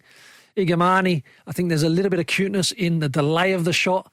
Schmeichel gets a good save. Bayrami with the follow-up. Rangers will be very happy with the first half, Paul. Big second half. We know that Rangers obviously played Thursday evening, so there'll be legs that will start to come in. Substitutions will be important, but 1-0 at half time. Rangers will be very happy. This is the Go Radio Football Show. Listen live weeknights from 5 on Go. Let's go. 4:25 Sunday afternoon. Paul Cooney, Andy Walker and Craig Moore. Half-time at Hampden in the League Cup final, the Premier Sports Cup final, and it's Rangers leading by 1-0. Nedim Bajrami scoring in 41 minutes. So it's going to be some second half. Is it going to be, as Barry Ferguson said on Friday night, going to extra time, maybe even penalties? Or is it going to be Rangers keep their name on that trophy 2 years running? Brendan Rodgers, what's he thinking at half-time? Celtic have not really got going. They had the best chance until that moment, and it was Nicholas Cooney early on, but it's not a classic, is it? But it's a fascinating contest. I've really admired the way Rangers have had a better degree of character, a better degree of confidence. When you saw them in the first Old Firm game of the season, starting well, 10-15 minutes, really competitive, But then they lost a goal, they lost a big chance, and they just seemed to collapse. They've been very competitive here. This is another one of those European performances that Rangers have come up with, where they look organised, they look as though they know what they're doing. Fascinating to see the different styles of play. Rangers being very direct, and Celtic struggling to cope with it, and they did ever so well with the goal. They capitalised on an error from Greg Taylor. Craig can munch just now. Andy, I want to push you on this just now so you can enjoy that. What are you having, Craig? Is it a pie or a sausage roll? What are you on? No, I've gone to pie. You've gone for a pie? Yeah. Pie and a pie. Yeah. Because for Celtic, they didn't really get going. I think the game... No. Are the conditions part of it? Yeah, I think they are. But I mean, the conditions are the same for both sides. And Rangers have opted to be more direct. Any of the football that Rangers are playing, they're pretty much playing it from middle to front. Celtic are trying to play it from the back, as you saw, and they were caught out with that Greg Taylor misplaced pass, and Rangers took advantage. Can they hold on to it? I mean, you are going to see Celtic make changes, and I think Rangers will need to match them in terms of energy, in terms of changes, because they played a big demanding game on Thursday night. In the key areas, I mean, Greg Taylor, it was uncharacteristic. He's been so good for Celtic. Vai was always a contender for that position. Yeah. He's not going to change at half-time though, is he? I don't think so. You'd be hanging him out to dry if that were the case. I think he's been good this season. I know that some supporters aren't right behind Greg Taylor, but I think he's the best option for left back, and it'll just be interesting to see how the game develops now with the changes that both teams will make as we see the goal again. Yeah, here's the goal. We saw, and as Craig was saying, just that fraction of a second of a wait for Eagleman to pull the trigger. But as soon as that pass was played from Greg Taylor, you saw Brendan Rodgers turning away as if, oh my God, we're in trouble here. And right enough they were. He took advantage of he couldn't hold on to it, Schmeichel. It was a really good effort from Eagleman. And to be fair, Bajrami is just following up as all good strikers should do. Of course, Celtic had been on the offensive. They'd started to build up, and Alistair Johnston was way down the right wing, so there's no sign of him. There was no cover there at the far post. And the way Celtic play, when Greg Taylor comes into the middle of the park and plays a short pass, you would expect to see Alistair Johnston, wide right, further forward, but it was Taylor's mistake. There's no getting away from it. Darren is on the socials at Go Football Show saying, Andy, are you going to see Engels soon? Bernardo's not quite got into the game. I think it'll be the same team coming out for the second half. I think on the hour, I think you'll see Ida. I think you'll see a different wide player. I don't think you're seeing anything from Maida. Every Celtic supporter you speak to think that Dyson Maida has got Tavernier on toast. There's been no contest there whatsoever. Maida's been very quiet. Kuhn a bit more lively, but the big moment belonged to Jack Butland at 0-0.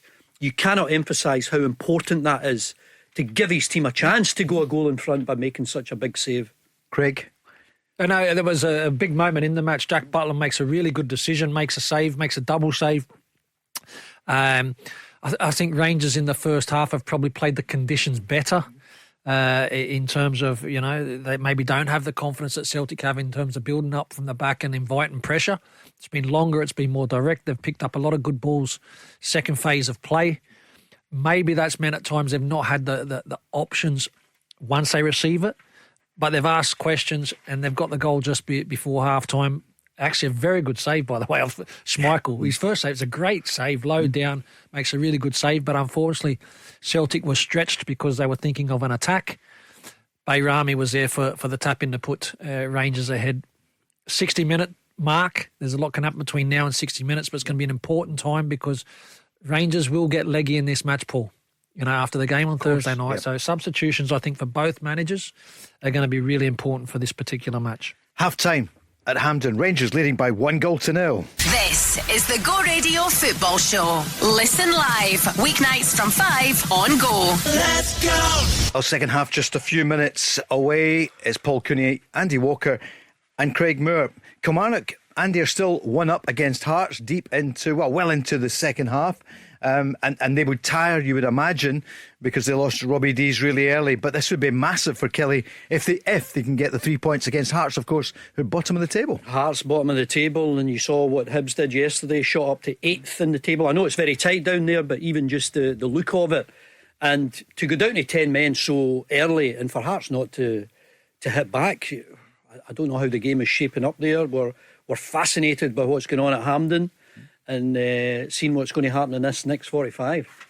Craig, it would be huge for Kilmarnock. More importantly, Rangers, who a few weeks ago people said, wow, the cup final, Celtic were imperious. They were, they still are winning, and drawing in Europe, but maybe not playing with the intensity, the fluidity that they had earlier in the season. But the next 45 minutes for Philippe Clement, that could be defining. Absolutely massive 45 minutes. Like says Rangers to be able to get your nose ahead just before half time. Great time to score. Really important that they come out, start the second half well. But players like, you look at Tavernier and normally the stick that he's taken in this particular game against Maeda. Very, very good first half, hardly been tested. Proper, there's always question marks, I think, over Proper because he probably hasn't really settled in domestically. European football has looked a different prospect. Paul. He had a couple of minutes there where Kyogo got in behind, but I think just the way that Rangers have played the conditions, it's meant that they've been further up the field, asking Celtic questions rather than making errors and mistakes, costly ones, in the back third that given Celtic the gift or a present to get their own goals. And did you think Celtic will be trying to get more width? Well, they have to in the second half because we haven't seen much in the first half. Yeah, there's been no real service to Maeda. Yeah. I'm not saying that Tavernier's playing him out of his skin. He's just, Tavernier, what I've seen, he has also given the ball away. But Celtic have been unable to take advantage down the left-hand side at all. And the times that they got in behind, they were down the right-hand side. You saw it with Kuhn, where Butland made the save. You then saw it with Kyogo, but the angle was too tight for him to get that shot away from Butland. And Celtic need to do a lot more from middle to front. I'm sure they've got most of the ball, most of the passes, most of the possession, but it's the one stat that you want. It's the goals, and it Rangers in front. Bayrami, one of the players that came in the summer, Craig, we didn't know too much about him, but he did brilliantly, didn't he? He didn't expect to intercept that pass, but he did. Then fires it into Igamani, who has a good shot. Tomato. Yeah, I know. I quite like Igamani, but I think I just made that up. No, that's good. Yeah, he timed it well. The shot, good save by Schmeichel, and it's Bayrami as well. Bayrami, I think it was a few minutes earlier where Bayrami had the opportunity where he attacked from the halfway line. He drove at the Celtic defence and he was a little bit ambitious, Paul, with his shot from about 25-30 yards. Didn't really get a hold of it. This time he kind of got his joy for really springing the trap in terms of Celtic wanting to play out, robbed them of possession, continued his movement and got a nice easy tap in for his efforts. Brendan Rodgers he's got work to do, and he's been brilliant for Celtic. This is where you earn your money, isn't it? Or can the coach affect it? Of course he can. He can change it, and he can look for a bit of an impact. Ida will come on. Yeah. Will he come on at half time? I'm not sure he will, but he'll come on the hour. You might get one from a wide player, whether it's Forrest or Yang or Palmer, and I think Celtic will make 2, maybe 3 changes around that hour mark. And no matter what the score is, even if they get level in the early part of the game, they will still look for that burst of fresh legs, fresh energy around that hour mark. Andy, do you think at any stage, if Celtic are potentially chasing, do you think that Ida will come on and play with Kyogo, or it'll be a change like for like? No, I don't think so, because Celtic, you see what they've got on the bench. They've got maybe 3 options for wide players. So I think Maeda will probably go off at some point. You haven't seen it from him today, but you've got Palmer, you've got Yang, you've got Forrest.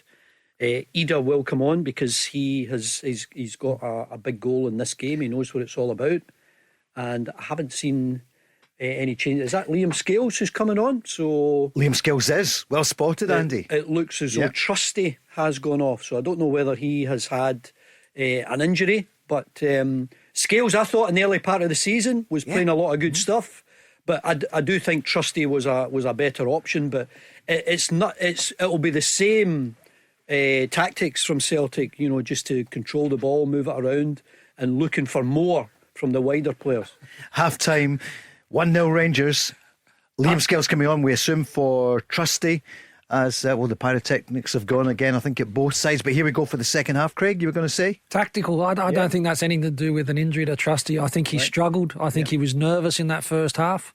And Brendan Rodgers has changed it. Scales on, and he's been very good. You remember, I was saying to Paul at half time just about the loose pass from Trusty across the box that Hadji should actually have done a lot better with. But Celtic will continue to play from the back, trying to go through the middle, trying to get their wide players to dominate this game a bit more. Second half underway. Celtic play the ball back to the keeper, then play it out to Liam Scales, who's got the hair swept back, Andy. He's changed it a little bit, changed the style. He plays it down the left to Greg Taylor. Taylor back to Scales. He's got his captain, but he's got Cherny on him, or in fact, doesn't matter who it is, because the ball has been played back to Schmeichel. Schmeichel out to Carter Vickers. What you're not seeing from Rangers is you remember the game at Parkhead where you saw the huge press from Rangers in the early stages. You're not seeing that here. They're just sitting off, trying to keep their shape. And that ball there that Celtic played to try and get in behind, to use Maida, it was too strong and drifts out the park. Yeah, they're taking up good areas. They're not necessarily, as you say, Andy, really pressing and being really aggressive, because again, this is high level, high energy football. So again, I think Clement's boxing clever there, saving a little bit, and forcing Celtic into areas to maybe make mistakes further up the park.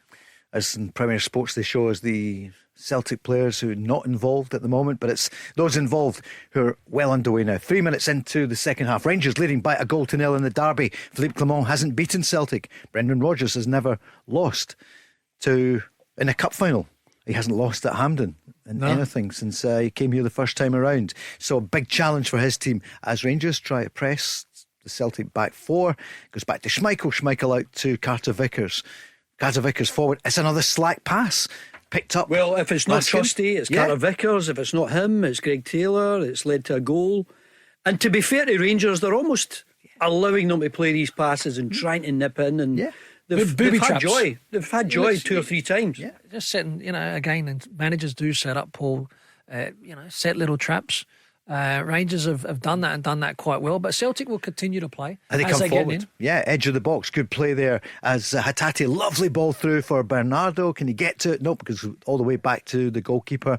But Craig, that was a bit of momentum for Celtic. Good play down the right. Very good play down the right, and Hadji tracked and had to track all the way back. But again, this is the type of movement that Celtic do often, and has caused Rangers a lot of problems in previous matches, but Hadji did match the run there, which was important. And there you see Butland with the ball. He kicks it long, trying to just get Igeman away, but it's gone through to the goalkeeper. And just that same approach from Rangers, be direct, maybe the odd time pressing as they're doing here.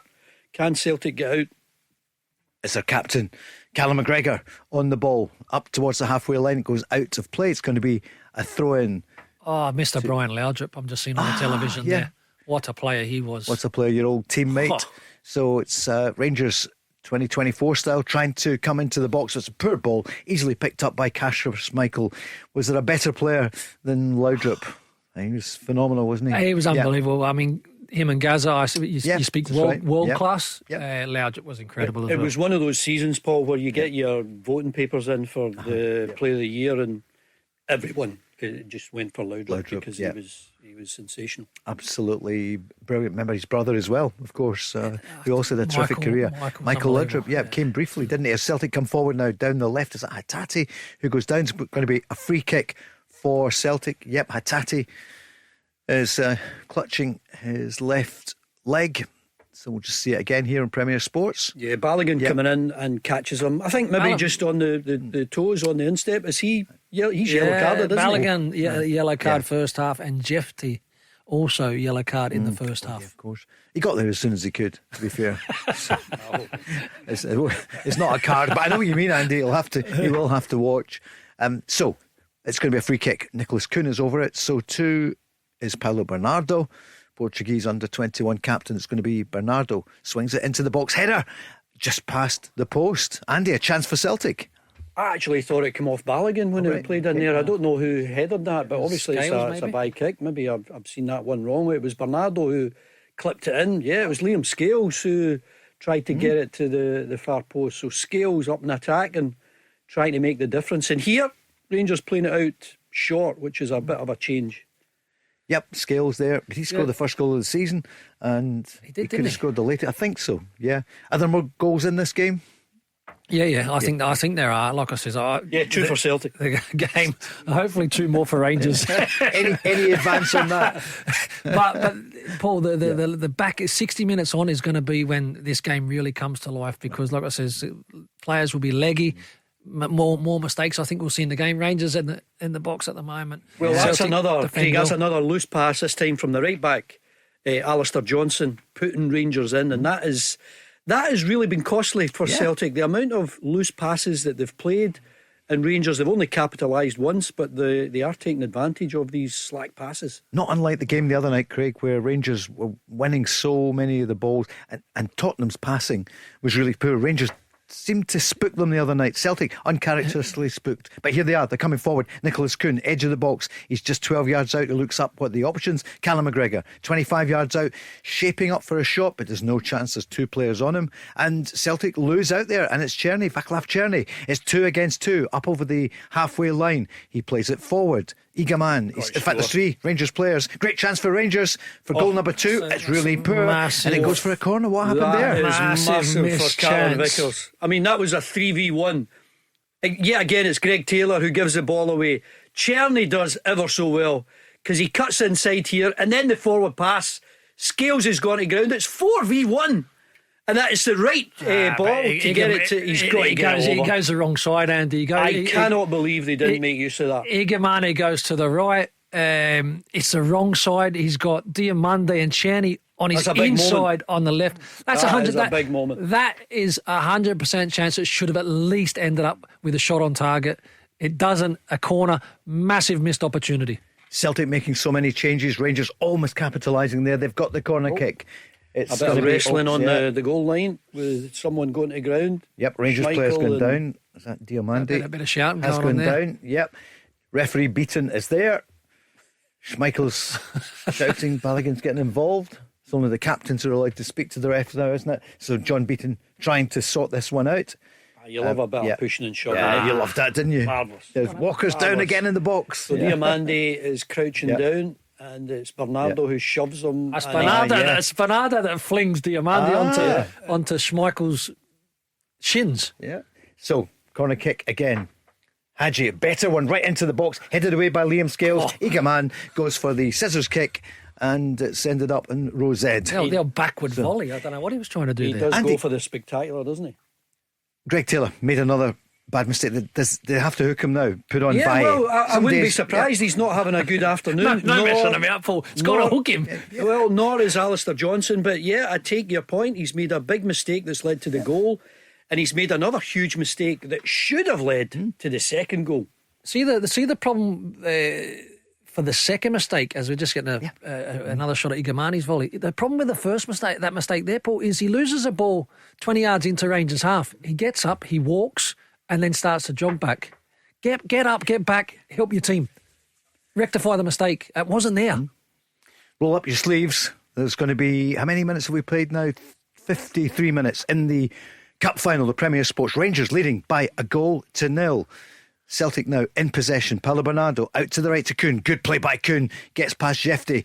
The options are on for him. Who is in the box? He goes to the line, plays it back, comes off. Is it the post or has it gone past? I think it's going to be a corner kick.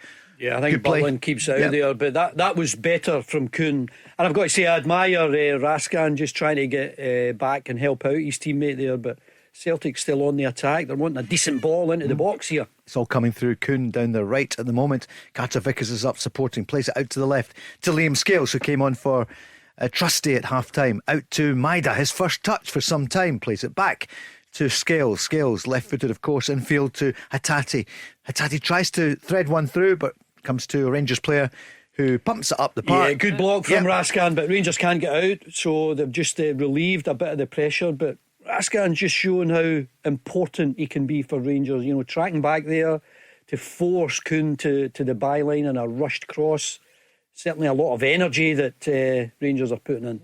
See, this is where the forward runs. Celtic coming forward. Chance for Celtic. It's a great save or a stop there. Kyogo into the box. The post. Yeah, and by the way, this type of move normally ends up with Celtic scoring. Maybe they should have scored there.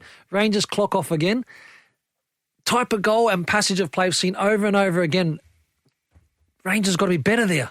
Corner for Celtic. Bernardo outswing a corner by the looks of things. Bernardo, Celtic playing towards their own Celtic end. The ball into the box, bobbing about, falls, and it's goal for Celtic. It's taken a deflection. Off proper.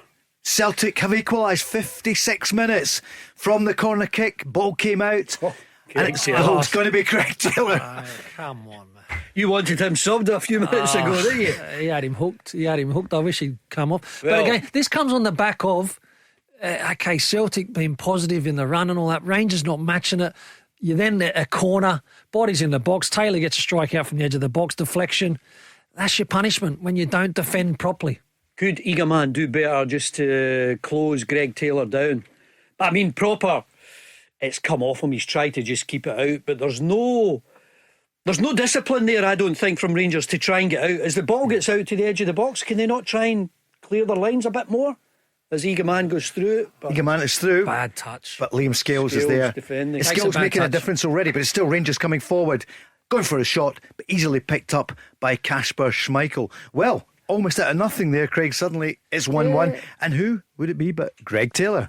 Although Taylor. It took a horrible deflection. A horrible deflection. And are we giving it to Greg Taylor, or is it? It's a shot on target. Yeah. But Paul, again, I go back a little bit earlier. The forward run that caused Rangers problems, that wasn't matched. This is pattern play that we've seen time and time again. You have to be better. That action doesn't lead to the goal, but the corner does. So you're actually punished. Andy, Celtic have been poor. Would that be fair? Yes, but I think they're favourites now, because I think that will give them a bit of a lift. I think you might see some crisper passing. We've already seen it, and we've already got another 1v1, and Coon is going past his defender at will. Yeah, he plays it to Bernardo, but it's a bit slow there, and it's clear, but only as far as Nicholas Coon, 18 yards out, cuts in as he does on this right-hand side. But it's cleared, but only falls as far as Paulo Bernardo looks up. Are there any options for him there, Andy? It's Callum McGregor plays the 1-2. Callum McGregor looking up, looking for Maida, tries to play him away, but it's headed by James Tavernier. Diamonde. He's got to go show some awareness and desire. Here comes Celtic again. Callum McGregor fires the shot way up over the top. Rangers all over the shop. After conceding that goal, Celtic, new life, real pressure, and Rangers at 6s and 7s at this moment in time. They need a leader. They need somebody to grab them and calm things down and get structure and shape back in order. Great save. We're just in a replay there, Andy. Yeah. Butland again, but then the shot on target. Oh, it wasn't proper. Who was it in front of him? Was it Raskin?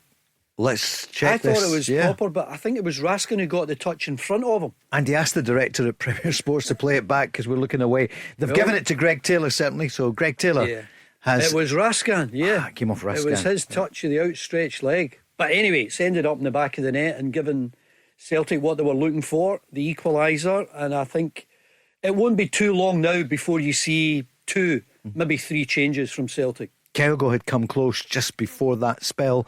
It was Rangers scored just short of half time. Barami who scored. I would take Maida off. He's not been involved, has he? I would take Kyogo off. You would get a wide player on. I'm going to guess. Let's see. As Celtic come forward just now with a wide player, it's Coon into the box to Bernardo, and it's Butland who saves. But there's a lot of space there, isn't there, Chris? That's too easy. It really is too easy. It's just, look, you as a Coon that's got the ball, just a basic forward run from match the run. Come on, Diamonde or central defender, take responsibility. And this is again the passages of play, the patterns that Celtic do all the time. And again, Rangers at this moment in time are really, really struggling. Chance there for Hatate, wasn't it, a moment ago? I'll say Forrest and Ida on, Maida, Kyogo off. Right. And Jimmy's been on. There's a big. This is Rangers' chance. Maida scores. Yes. 2-1 Celtic. Rangers' chance of making a mistake at the back, looking to try and play. I think it's Raskin that plays a short one. Maeda, I tell you what, he's waiting, he's ready, and he's aggressive. Gets the ball. His pace takes him away to be able to get a shot off on goal, and within the space of 5 minutes, the game has absolutely flipped on its head. Celtic upped it. Rangers haven't found the answers that were needed. Look at this. This is poor from Raskin. Yeah. Maeda, he's hungry. He's wanting to chase. He's wanting to get his goal. Poor Great from finish. Raskin and poor from Balogun as well. I mean, he's got to get that knock or get his body in the way. But credit to Maeda, he's onto it in a flash. For the first time, he's in behind. One touch to control, another one to finish, and Celtic into the league. What a turnaround in the first 15 minutes in the second half. Well, if you walked away for 4 minutes there to put the kettle on, you come back and say, what? 2-1 Celtic. Incredible, but again, we spoke at the start of the game, Andy, in terms of if Celtic were to score, that potentially my fear was it could spook Rangers. Now, Rangers put themselves in a great position to go to half-time 1-0 up, but once they've conceded, they just they have not, as they're making a substitution, Yilmaz for Jefty, they haven't found the answers. They look as if they're all over the place. There's uncertainty. They look absolutely rocked. Yeah, and what did they do to get back in it? I mean, I think Celtic will go on and score maybe another couple of goals here. Do you think? Yeah. I think this could run away from Rangers. Rangers had played so well. Celtic probably more possession in the first half. Rangers got the goal before half time, but there's 2 goals in 4 minutes. Greg Taylor, Dyson Maeda. It's 2-1 Celtic in the cup final. Yeah, it's just a huge swing, Paul, and how quickly. I mean, and let's not forget, Rangers had that opportunity. That really should end up with a shot on target. Really poor decision. 4v1 without ending up on a shot on target is really, really poor. And big moment for Carter Vickers, who got the block in. Done brilliant. He done brilliant. Fantastic. You're a defender, 1 against 4, and you come out with the answer. Rangers corner, Paul. Corner kick for Rangers. It's James Tavernier, the captain, who scored the winner in the cup final this time last year. He's urging his players, come on, let's get up. He's motioning to them. So here he is. Puts both hands up. It's going to be right-footed, of course. It is swinging away and headed away by Liam Scales. Scales has done well, hasn't he, Craig? Scales. And by the way, I think it was a really bold decision from Brendan Rodgers, because I think Trusty was purely tactical. Purely tactical. And Scales has come in and, as he's done, he's always stood up and been very good for Celtic. As Rangers still come penalty.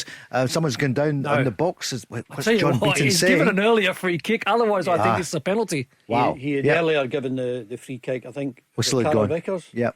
Eagleman and Taylor, McGregor getting involved in a bit of a scuffle. Yep. Eagleman standing over the player. Let's see it again, guys. So Carter Vickers cleared it, and then he was caught slightly.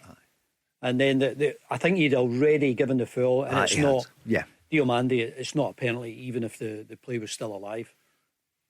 Craig, do you agree? I was kind of Diomande, to be fair, plays the game a little bit there, tries to go down, but the foul was given earlier on the clearance from Carter Vickers. Balogun, I know he doesn't really catch him. I can understand why. He tries a genuine attempt at the ball, but Balogun's got to be careful. He's on a yellow card as well. Yeah. And we don't want to see players going off. No. Again, like I said, he needs to be careful because he is on the yellow. You can see Eagleman was in there as well. He's played so well for Rangers in recent weeks. Can he have a bearing in this game this afternoon? So 2-1 to Celtic. 63 and a half minutes gone, the Premier Sports Cup final. Andy Walker and Craig Moore with me, Paul Cooney. We're watching it on Premier Sports. Amazing how quickly it can turn around, and it was in the space of 15 minutes. Celtic a goal behind, now a goal in front, and still with their changes that they normally make to come, and they'll have more energy. I'd be very surprised if Celtic don't score it at least another one. Well, Celtic coming forward, although there's been a free kick there, Craig, I think. Yeah. Is it Nicholas Kuhn? Did he? I don't know whether he gets a free kick or not. He's complaining he feels as if he should have. John Beaton, I'm not sure what he's pulled up. Here seems to be a free kick. Free kick. Raskin's over the ball. The next 5-10 minutes, Paul, really, if Rangers, I know what Andy's saying, but if Rangers can hang in the game at this moment in time, be a little bit more adventurous later on. For me, it's still game on at this moment in time. Okay, Ridvan on for Jefty as Rangers come forward down the right. It's the captain, James Tavernier, punts it into the box, goes straight into the arms of Schmeichel. What has the Rangers changed then? What difference is it going to make, do you think, with Yilmaz coming on? It was like for like. I believe Jefty's come off. Jefty was on a yellow card, Paul, another one. Again, was Yilmaz one of those ones that was probably felt as if he could have maybe started this match? Yes. Well, he's now got his opportunity to go and try and bring his team back into this one. Andy feels Celtic will still go for it. It's their natural style. But there could be some gaps there. Andy, since the goal, I mean, it was a 4-minute spell. Suddenly the game turned on its head. But here come Rangers again, down the left. Yanis Hadji. Well, Celtic are used to playing, high pressure games. They've been playing them in the Champions League. They've looked really comfortable. If Celtic were to drop deep and just defend in numbers, I think they're okay with that, because you've got a bit of pace on the counter-attack as they might show here. Remember the manager said, no, I'm not going to change things after the Dortmund game, but Atalanta, there was a few tweaks and it worked for Celtic getting that draw. As Celtic now play it out to Greg Taylor, who got the Celtic goal. We also thought Maida might go off, and then he scored as well. So he was being very quiet. As you see Sterling about to come on. Balogun, I would Rangers. imagine. He's on a yellow. Just how quickly you're right, it's changed. But again, Paul, for me, Rangers will be extremely disappointed because Celtic started bright enough, but again, I think that the not matching runs, giving away a corner, as Celtic go again here, Maida now, there you go, he's like the roadrunner there, isn't he? I tell you, how quick is he? But that's more like the Maida we saw last season and earlier. He's getting involved more, he's taking a lot of confidence. But again, the first half, Rangers played the conditions in the first half better. Celtic, the second half, are now getting a little bit more joy. There's a bit more space, Andy, for the likes of Maida and that to run into. Full-time news, Kilmarnock have won. Kilmarnock won, wow. Hearts 0. Massive result. 3 points for Derek McInnes because it was 10 man. So 6 minutes, wasn't it? Yeah, 84 minutes, 85 minutes they had to play with 10 men. Terrific result. Kyogo getting a yellow card. Are you allowed to book Kyogo? Well, we see it here where there's a loose ball. Tavernier's played it inside to Raskan. He's played it away. That's a yellow for Kyogo. That's a yellow card. Yeah, and Craig, I hear what Andy is saying, but for Rangers, they're still in it. The next goal is really, really important. Rangers at this moment in time, but again, they were rocked, Paul. They conceded two goals in really quick time, but they were on the. They were just struggling. You could see it. There was no communication. There was no leadership. Nobody really looking to calm the situation down. Celtic took full advantage of it. Yilmaz has a pop from 20 yards. That's a chance because his first touch is really good and he's only, 20 yards out from goal. It's a wild shot. It's nowhere near the target. As it's played across to him here, there's a really good first touch.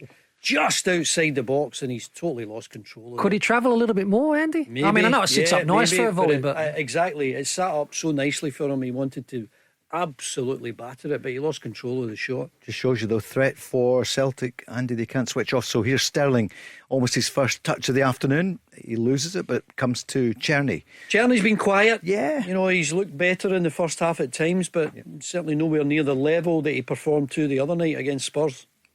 Completely different, Andy. The type of ball he was getting in the first half, he was feeding off the seconds, the scraps. Yeah. Whereas against Spurs, he was getting the ball to his feet, wasn't he, in those wider areas. Engels and Ralston coming on.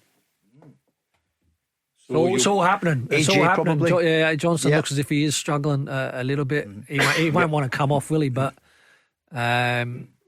such as his professionalism. These are the games you don't want to come off. Yeah. Does show you the strength of, £11 million player, Arnie Engels, and for the defender, Tony Ralston hasn't let Scotland down either, so he'll be coming on the few moments. No, he's a good option, and his numbers were really good, especially under Postecoglou. Yes. I think Brendan should have kept Trusty on, Paul. Exactly. Yeah. Thank you, Philippe Moore. I tell you what, it's a really good substitution. Look at Scales. He doesn't panic on the ball. No. He does not panic on the ball. when he playing played a a good good one ball. here. Yeah, just not enough on it, but that was a ball he's trying to play through there to Nicholas Kuhn. But it's poor play by Ridvan, isn't it? It's going to be a throw into Celtic. 25 yards out on this near side. I think Celtic are probably going to make the substitutions. Yep. We can see the linesman's flag up, or the assistant referee. Here's the changes. You can see Stevie Woods there, Celtic's goalkeeping coach. He's been there a long time. He was a great keeper, wasn't he, at Motherwell? Well, there's that touch, and it was Raskan in front of Proper who guided it past Jack Butland in the goal. That was the equaliser. Maida with a touch, the right onto the left, away from Balogun, and gets it behind Jack Butland, all in the space of 4 minutes. So, just watching for these changes. Bernardo going off as expected, as you mentioned, Andy. Paolo Bernardo, how's he done for you? I think he's done Bernardo? okay, but there's always going to be a change. I think Johnson is the one who's maybe carrying a bit of an injury. You would want him to play from the start, but Ralston coming on, as you say, he's got all the experience that you need. Yeah, he sometimes gets, he's a bit of a whipping boy, for the critics. I think I listen to them, you think, a come bit on. unfair. Exactly. In much the same way as Greg Taylor is very often a whipping boy. Yeah. Arnie Ingles on for Bernardo, Ralston on for Alistair Johnson, the Canadian international, but it's Celtic now coming forward. They're 2-1 up. Right, 70 minutes. Craig, just looking at you, I can't believe the way it's turned round, but it could turn round again. Andy, looking at you, you think there's going to be another goal or two in favour of your old team Celtic? Yeah, I think Celtic will get another goal. I think Rangers will be committed to playing more men forward, and Celtic will hit them on the break. I think Rangers need to maybe see a Danilo or Dessers. We need to 70 minutes now. I think that there needs to be a freshness as they've got a chance. 2v1 there, wider area. Oof. Good shot, rocket there. Yeah, Cherney comes inside, good strike on goal. Schmeichel makes again a save that you'd expect him to make. There was an overload, Paul. There was an overload, but Cherney refused to go outside, inside strike. Tavernier. So, corner kick. Yeah, James Tavernier. Brilliant commentary there from Socceroo himself into the near post. There's a stretch there from Carter Vickers. Ball's played up. It's going to be a throw in to Rangers inside the Celtic half. Taken by James Tavernier. Tavernier plays it infield to Vaclav Cherney, who played so well against Spurs. Been better in the last 5 minutes, come back into it for Rangers, and that was a decent shot a few moments ago. Plays it to Raskin. Raskin, who was probably man of the match the other night. He plays it to Robin Proper. Out to Sterling out to Celtic are definitely Hadji. dropping a bit deeper and allowing Rangers to come on him. Look at the numbers that they've got back. Yep, as Hadji runs out of play, and that's what you see, Andy, isn't it? You can see compared to and as soon as there's a turnover, you'll see the wider players, really sprinting up the park, wide left, wide right, with Rangers about to make more changes. Yeah, we'll tell you in a second or two. Andy Walker living the dream. You were at Newcastle St James's Park yesterday. Marvellous game. Yeah, I'm looking for it. I've recorded it. Really It'll be on Sky. Yeah. See all the games. You and I was there with Crocs. Mr. Crocs. How is he? He was in great form. It was nice to see him on Friday night, get a bit of a meal with him, get a bit of chat, and Santa's on his way. Indeed. Andy Walker and Craig Moore as the ball's played back. It's another one of these ones where Schmeichel takes just a moment or two, but he clears it only as far as Raskin forward. Rangers coming down the left. What are the options? Cherney is in the box. It's just outside. It's Sterling plays it out to the right to James Tavernier. Maida is trying to close him down, so he plays it back the way back to Cherney. Craig, chance here as Rangers come forward. So it's Hadji plays it out to the right. It's knocked into the box from Bajrami. A chance for Igaman, but the ball's still in play. But then it goes out of play. It's going to be a goal kick, and yet that was a threat. And Igaman should have done better. Should have done better. I mean, I know it's a loose ball and it's not perfect for him, but he's got a yard or so of space. Loose ball, get onto it. No, he's got to hit it. And he just missed it completely. He sclaffed it, didn't he? He sclaffed it. That's the word I was looking for. Big time. He's tried to knock the leather off the ball instead of really just technique, target, a missed opportunity. Oh, what a great chance there for Rangers. Save for Schmeichel. Wow, left-footed shot there. That's an outstanding save. 74 minutes. So it's going to be a corner for Rangers. We'll come back to that in a second or two. Rangers now trying to get back on level terms in the cup final. The ball into the box, headed away by Cameron Carter-Vickers. What a chance there for Rangers. Decent spell of pressure, Craig. Yeah, now they're asking questions as they're getting behind again into Celtic. Diamande, who had the shot, Schmeichel pulled an unbelievable save, goes to a corner, let's breathe, and we maybe catch a little bit of a highlight there of that save. Yeah, we'll see it back in a second or two, but it's going to be a corner for not Rangers. There's life in this for Rangers yet as the ball comes into the box. Chance for Rangers. It's going to be a goal for Rangers. It's goal, 2-2. Rangers are back in it. What a touch. Yeah, but it's fantastic from Diamande. Celtic will be really disappointed. There's nobody front screening for that cross to come in. Diamande's nice and strong. You maybe expect him to go onto his left. No, he comes onto his right, Andy. That turn and finish. Honestly, his first touch here, it's a difficult ball to control. And his first touch is magnificent. The quick corner, a lot of Celtic players have turned away. They're sleeping. The ball comes into the box. Look at the quality of the first touch. Absolutely magnificent. He gets him away from Engels, gets the shot, finds the angle. Is there a little touch there from Kyogo? Is there a little... Maybe there's a little touch from Kyogo, but it was going in. I think he'd found the angle to get it away from Schmeichel. Just a little touch. It's maybe bounced over Schmeichel there, but it's the first touch that makes it for Diamande. What a dramatic game. Craig is 2-2. And again, Rangers were having a little bit of a spell there, Paul, so they deserved to get that goal. But again, it comes from mistake. There's no doubt about that. Celtic switch off, Andy, at the corner there. Yep. They switch off, they turn their backs on it. The ball comes into the box. No one front mark in the area where Diamande pins Engels. Great turn and great strike on goal. It does take a deflection, maybe, off of Kyogo. 2-2 Rangers back in the game. Wow. I've got to say, you've got to admire Rangers for coming back, because when Celtic went in front, I thought they might go on and build on it, but nothing like it. And this is a totally different Rangers team. The character, the mentality that you saw from the early part of the season. Some great play by Celtic down the right, involving Ida's involved now. He's come on for Kyogo, but a push there on he's done Yilmaz. well in a sort of defensive manner. Hadji, he's helped out the left back really well. He's had the match runs, and again, probably Andy, the one time he didn't, and I'm not sure if it was Hadji, was the time that led to the corner. Oh, what a save that is! That was from Diamande's effort, flying in the top corner. What a touch that is from Schmeichel. Oh, it's exquisite save. We've seen brilliant goalkeeping from Butland and Schmeichel this afternoon. By Rami, Taylor, Maida, Diamande. Whose name's next on the score sheet? Is the cup going back to Ibrox, or is it coming to Kerrydale Street as Rangers come forward? Igaman, edge of the box, plays it left. Ridvan breaks in, still in play. Cleared though by Celtic. I think it went out. The linesman's flag's gone up there. Okay, flag's up. And Hadji, Paul, Hadji was fishing for a penalty there. You could see. He was fishing. He was waiting for the tackle. Any contact. And Rangers were getting a penalty there. Yeah. Manchester Derby, City are 1 up, and it's Gvardiol who scored after 36 minutes. So Amarim having I fancied City today. Did you? I think he's got a lot to do at Man United, and City, I think they might be out of it.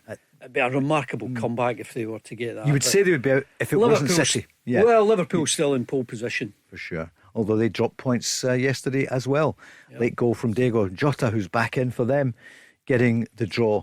Huge game, of course, tomorrow for your fellow countryman, Ange Postecoglou at Southampton with Tottenham. Craig, what is the difference between this Rangers team and the one that played at the start of the season that were so inept? I mean, they lost 3-0 and it could have been more.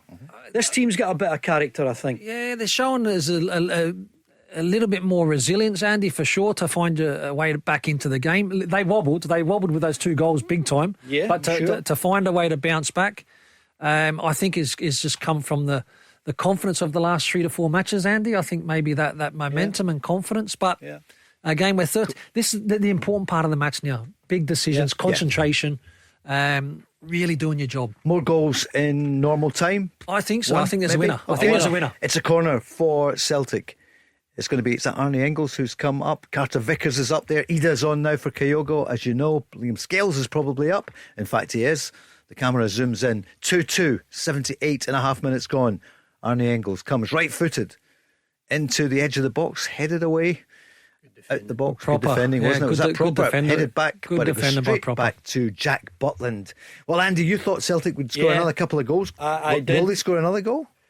They could do, but I'm just... I mean, you've got to... When you look at both sides, I think you've got to admire the difference in this Rangers team. It's the character and their ability to fight back, their ability to play back. They're playing more football now than they did in the first half. Very direct, maybe not so much in this second half. And I just think they've got a lot of good players. And Diomande, I think, has been absolutely terrific.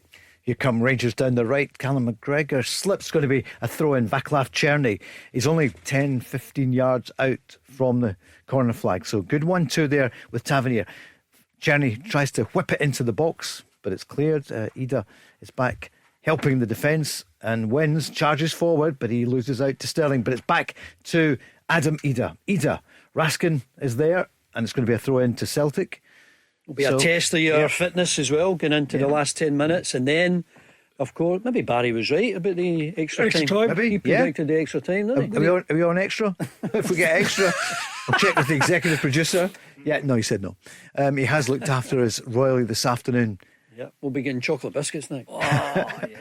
10 minutes to go of normal time plus stoppage. Is it going to go to extra time? We will find out as Hatate plays it forward to Maeda, who scored Celtic's bad touch goal Maeda. earlier. Yeah, Maeda was uncharacteristic.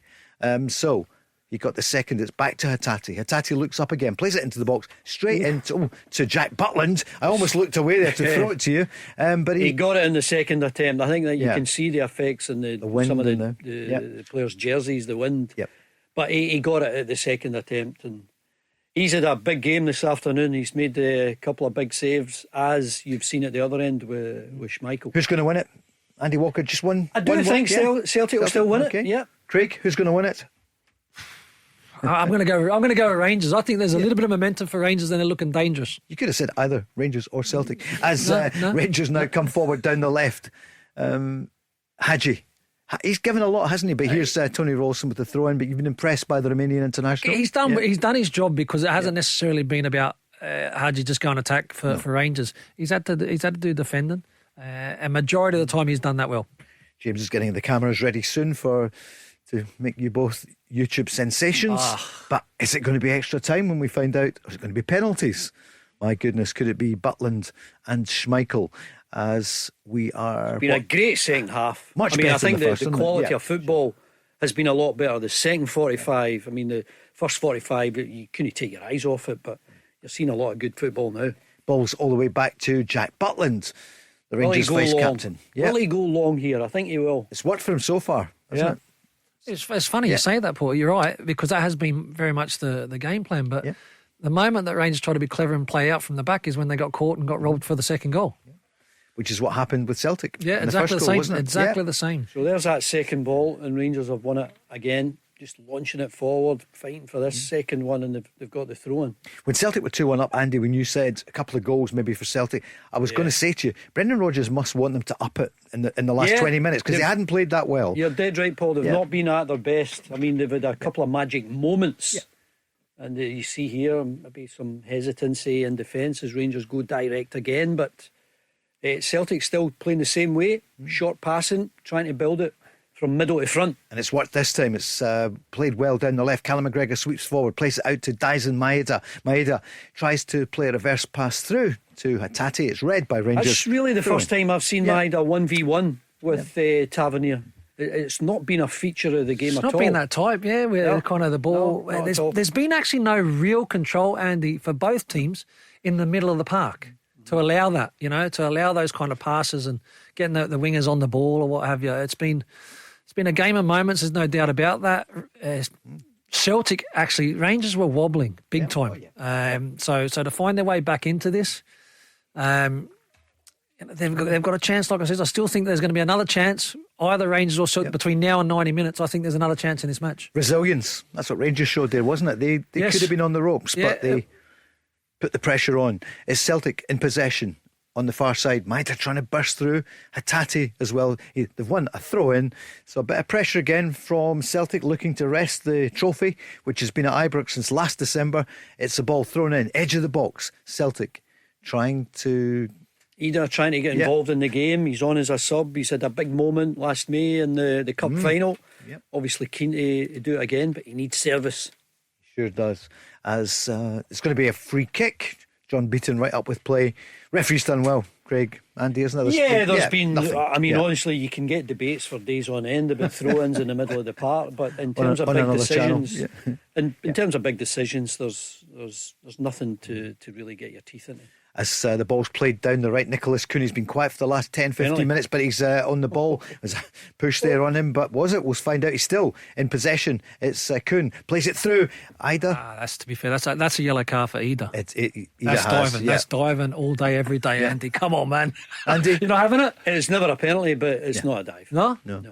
Well, why does he fall on the ground though? He's brutally hacked. Lawyers for Andy saying that's tongue-in-cheek there. Yeah, it's never a penalty, but if there's any contact, Andy says usually a striker could go down, but it's at the other end now. Rangers coming forward. There's only 5 minutes left, 5.5 minutes plus stoppage. Play it. 2-2. Czerny to Diamondi. Diamondi tries a shot into the side netting. It's like a basketball game at the moment, isn't it? It's going from end to end. There could still be a goal in the 90 minutes. It's good quality. And you know, I'm really impressed with Diamondi. He's shifting it to the side there, Bajrami, but finds a side netting. Rangers make one more change. Could it be Danilo's moment? He's coming on, Craig. We've not seen enough of him as the scorer of the first goal. Nadim Bajrami goes off to huge applause from the Rangers fans. Yeah, again, put in an honest shift. It's been a funny kind of game. The wide players would have loved to have been involved more. Maybe haven't, but more so this second half. Bajrami obviously got the important goal for Rangers, taking the applause from the Rangers supporters. Danilo will be coming on. He's got 5 minutes in normal time. Try to make an impact. Try and threaten him behind Celtic's defence.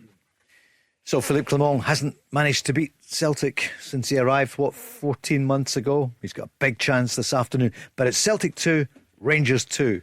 Rangers took the lead, Celtic equalised, then Celtic scored 3-4 minutes later, went 2-1 up, and then Rangers equalised as they come forward. Long ball there from Tavernier, but it goes all the way back to Schmeichel. Schmeichel plays it out to the midfield to Arne Engels. Engels gets the break of the ball, falls for Nicholas Coon. Coon plays it to Engels. He's in the box. They've got 3 players in the box. It's played back. Great chance, must be goal for Celtic. Celtic have scored 3-2, and it's Nicholas Coon in 87 minutes. Celtic 3, Rangers 2. I think that's the winner, and it's a brilliant play. Burst from the middle of the park. Engels shown he's just got a bit of drive. He's got a bit of energy, and Coon gets himself into the box. I think the timing of the pass that he played wide to Engels was perfect. You look at it here. That's a great ball. Whether the ball that was up the intended. line. So now with Coon on it, he's got Engels on the outside, plays it to him perfectly. He takes a bit of a fall there, Diamandi, and it falls to Coon. I think that's the winner. I don't think there's any way back for Rangers now. Play out, Paul. Celtic play out from the press, and once they get by Rangers' press, Coon makes a really good decision. Engels gives him the option. But I tell you what, Engels, great composure to then cut it back, make sure that he picks somebody out, and then Coon finishes. Low to Butland's right. I think it is the winner. I think you're right. It's a killer blow coming up to the 88th minute, Paul. It certainly is. There's Nicholas Coon, and he's just goes to the Celtic fans. What a moment for him. He's been on great form. He's gone off a little bit in recent weeks, but my goodness, 87th minute strike. It was great play with the sub Engels down the right. Great pass back to Coon, and he smashed it home. So 1-2. A kind of 1-2. Delayed 1-2, but again, the willingness from Engels to make that run. Rangers now be looking. Czerny trying to throw the ball into the box. He does. Far post. And it's a goal for Rangers. Danilo with a header from 2-3 yards out. Amazing response from Rangers. Wow. I thought it was a keeper's ball. 3 yards out. I mean, he's 3 yards out. What is Schmeichel doing? And there's height on it. I thought he would come in and take it cleanly. But as you say, Craig, what a response from Rangers. I thought they were dead and buried. That's an incredible, like I says, the game. I've been thinking it's done. You see the height on this cross. I tell you what, look at Danilo. Great anticipation. He scored from 3-4 yards out, and I think Carter Vickers is looking and wondering, where's my keeper? Yeah, glued to the line, Schmeichel there, and he's got himself in front of Ralston. What a great finish! Tremendous. Wow, he came on 3 minutes ago. Celtic scored 3-2. And he's come on, he's equalised his first touch of the ball, I think, Craig. Wow, there's still a minute and a half left plus stoppage. Is it a winner? Is it a winner in normal time, Paul? Yeah, Who knows? No more predictions. I thought that was a Celtic winner there. I looked at that time. Normally, when you score, Andy, you think game's done and dusted. But it's the first time that Rangers then go up. Celtic, a game will be disappointed. In between Ralston and Carter Vickers, Schmeichel caught on the line. Unbelievable. Danilo does what he needs to do in front of goal, 3 yards out. Well, you see the change in Rangers in the last few weeks, and you see for Celtic, who are undefeated domestically, but not playing. I mean, the manager must be thinking, why are we not killing off this game? Well, one of Celtic's strengths has been their defensive side of the game. They hardly give away any chances, never mind goals. To see them concede 3 this afternoon, especially in the manner that they have, it's a huge surprise. Could be another goal. Craig, don't rule it out. Yeah. Well, there'll be a bit of, what you normally 4, 5, 6 minutes stoppage time. I would think so. All the subs have been. And because he added 3 minutes in the first half, so you'd think 5 minutes anyway. So we'll see. Ball, Hatate is up. Celtic have got one more sub to make, haven't they? They've put 4 on. Put Forrest on, maybe? Or, let's see what's going to happen. We were talking, I think it was like 77, 78 minutes ago. Now's the time. Focus, concentration. And both teams have been caught out. Celtic, we thought that was definitely the winning goal of the match. But in the first response, firstly from kickoff, Rangers find themselves equalising. 6 minutes, stoppage time. We were right. 2 goals. Yep, Tony Ralston was brought down there by Raskan. He was on the charge down the right. So it's going to be free kick to Celtic just inside, I think, the Rangers half. Brendan Rodgers from the touchline. Did he get booked there? Yep, he did. Raskan was booked. So it's going to be a free kick. Is there a winner here for Celtic? Is there going to be a winner for Rangers? It's 3-3 in the cup final. The second half has been nothing short of sensational as the ball's played back to Schmeichel. Schmeichel plays it forward to Hatate. What are they playing at? This is it's crazy. Good pressing from Rangers, I've got to say. Absolutely. They're picking and choosing their moments to make that extra effort. Out to the left to Greg Taylor. He looks up. There's no option. Czerny is closing him down. He's forced infield. Plays it across to Carter Vickers. You said a couple of weeks ago, Craig, that you would be interested to see how Rangers played, how they performed, how they competed with Celtic.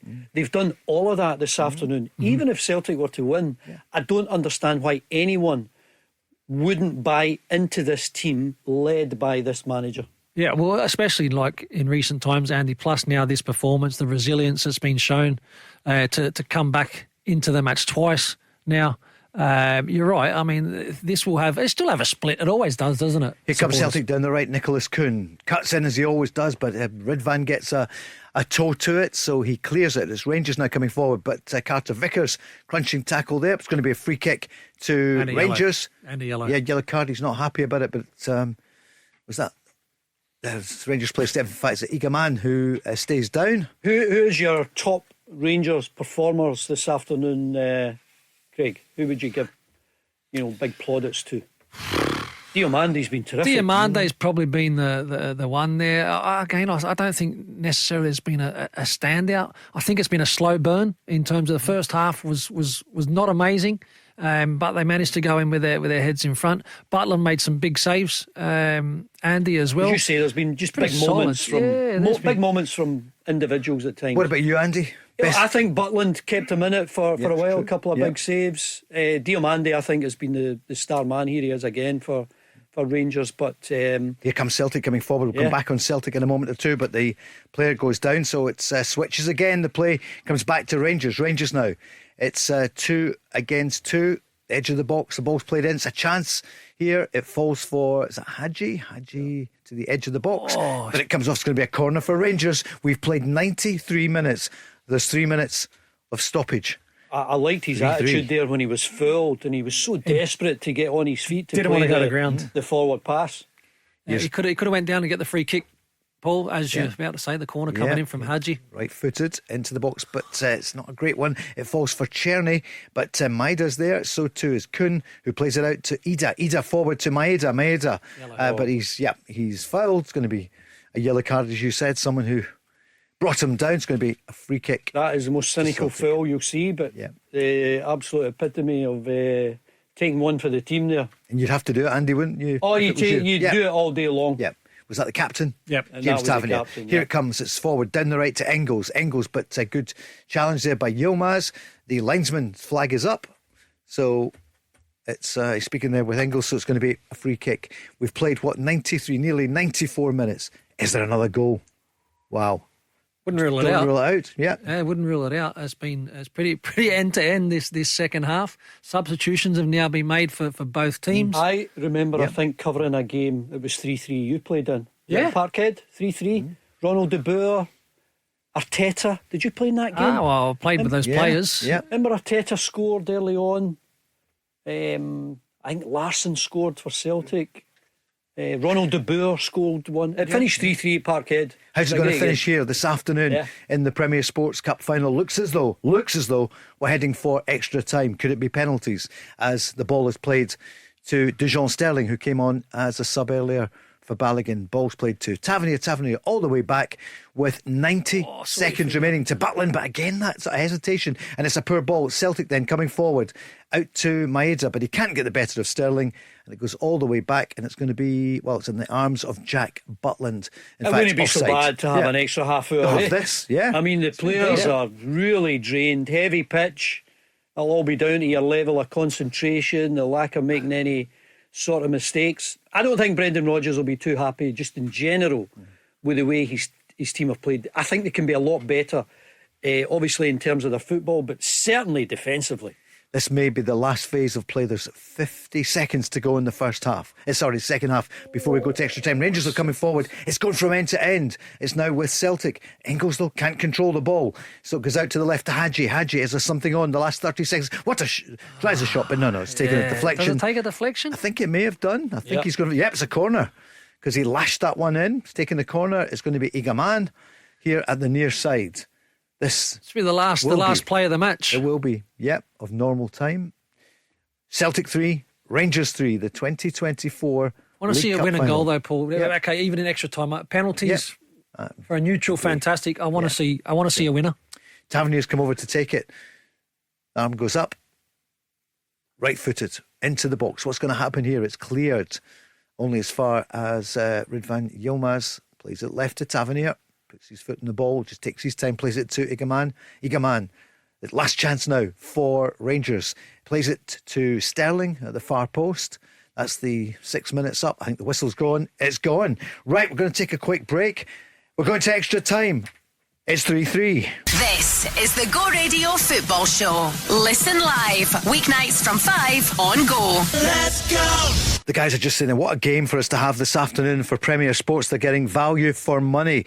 It finished up 3-3.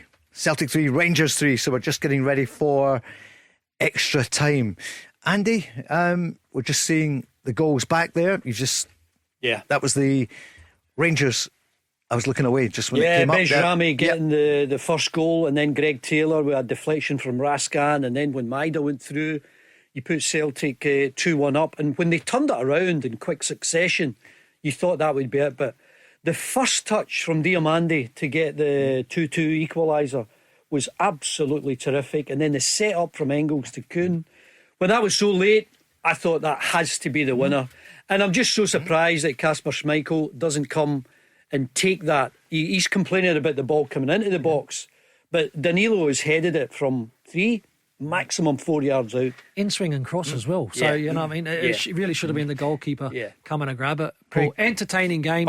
And the goals are coming in waves, aren't they? And more chances as they're getting ready to start extra time. Celtic have thrown on Alex Valle, so he's come on. We'll just check. Celtic, the players... That's our last change. Yep. I take it he's on for Greg Taylor, I would imagine. Yep. And it's Danilo standing over the ball with the 99 as always on the back of his shirt. Wow, who's going to win now? I know what you're going to say, but it's amazing. I mean, again, look, it can go either way, Paul. There's been chances. You look at focus, concentration, heavy legs. Another 30 minutes. Let's go. Yep. Your fitness will come into question, of course, but also your decision making as Rangers give the ball away there. I thought that was Did that not go out? It did. But it's going to take a mistake that will maybe decide this match, or as you so often see, a moment of magic. Is it a factor, the 95 minutes of the other night against Tottenham, so it took a lot out of Rangers, but they played so well. I don't see it today. They're back with real confidence. See, when you're feeling sorry for yourself and you're losing the match and you're chasing, Paul, your legs are heavy, you're tired, your mind, but it's not an excuse for Rangers at this moment in time. They're right in a game. They will feel as if there's something in it. That's not an excuse. And they're coming forward again. Hadji, good run, 10, 20, 30 yards. He plays it. Oh, it's a poor pass for Raskin. I think he's actually been effective, Hadji. I think Raskin has been good. I know he got the one of the goals, one of the own goals, rather. But I've just been impressed with it. I didn't think they would be able to compete with Celtic, and they certainly have done. For Celtic, Brendan Rodgers, he just got a few moments with them there, Andy. Well, the big thing for me that is screaming out about this Celtic performance is the amount of goals, the amount of chances that they've given away. You saw it with the first goal from Greg Taylor, the misplaced pass. You saw it earlier on from Trusty, and Hadji couldn't take advantage. You've seen numerous chances given away, and I think that has not been a feature of Celtic this season. They've hardly given chances away, never mind goals. Swinging from end to end, doesn't it? The fans, you see some of the cutaways. A moment of joy there for the Celtic fans, 3-2 up, as we can see Tom Boyd there with Gordon Strachan there among the Celtic VIP supporters as the ball is played upfield by Rangers. So 3-3, we're 2 minutes into the first 15 of extra time. The fans, Paul, have had their value for money, and there's still more to come. But we touch on the goals. In a cup final, you want to see goals. We've seen plenty, and we've seen plenty of mistakes for those goals. Who can hold their nerve? Who can hold their nerve in extra time and try and get their noses ahead? Like I said, I'd like to see a winning goal rather than a penalty shootout. Yeah. But let's see how it plays out. It's a lottery, isn't it? That the penalty shootout. So it's Jack Butland who'll be hoping that his colleagues can score one more. Might need two, the way this game is going end to end. So he launches it up over the halfway line, which has been a tactic, but it's gone out of play. It's going to be a throw-in taken by Alex Valle. Valle to Callum McGregor. McGregor, though, plays it to Cameron Carter-Vickers. Vickers out to Scales. Scales who came on at half-time, but he stumbles, falls for Czerny. Card. Yeah, it's going to be yellow card. Again, Celtic slack at the back. Was he inside the box? Oh, I don't think he was. Don't think he was, but definitely a foul. Again, Scales gets caught trying to play. It's been a real feature of Celtic's defensive play this afternoon. He's not inside. Well, his foot is on the line. If you're on the line, it's inside the box. Yeah, I don't know. They've called it very outside. Early, and at this moment, it doesn't look if there's a VAR. Scales knew what he was doing immediately. Certainly the foul. A professional foul, yellow card, but Rangers have got a chance just outside the 18-yard box. It's the story of the game. Celtic unusually slack at the back, and it's been costly for them. So Rangers, what can they do? Czerny is over the ball. Who else? James Tavernier, of course. You'd think it's more natural for lefty. Czerny, yep. But Tavernier, my goodness, he has scored some sensational free kicks in his time. I'd like to. Normally, this position, Paul, is a left footer to try and get up and over the wall. But I'll go Tavernier. I'll go right footer and go put where the goalkeeper is. I'll go Hadji. So here we go. They both, in fact, it's Tavernier, but it's over the top. So Tav. 94 and a half minutes have gone in the cup final. My goodness, you see it up on the screen there, 3-3. So what a game. Money's worth for everyone. We're just seeing that again. They're probably discussing it. Yeah, I think that's a penalty. I thought it looked just outside. His foot is on the white line and he's fouled. And if you are on that white line, it's a penalty. Oh, it's living dangeously. I agree with Andy, by the way. Of course. No. No, you just apply the laws of the game. And VAR are looking at that. With a nutmeg, he tries again.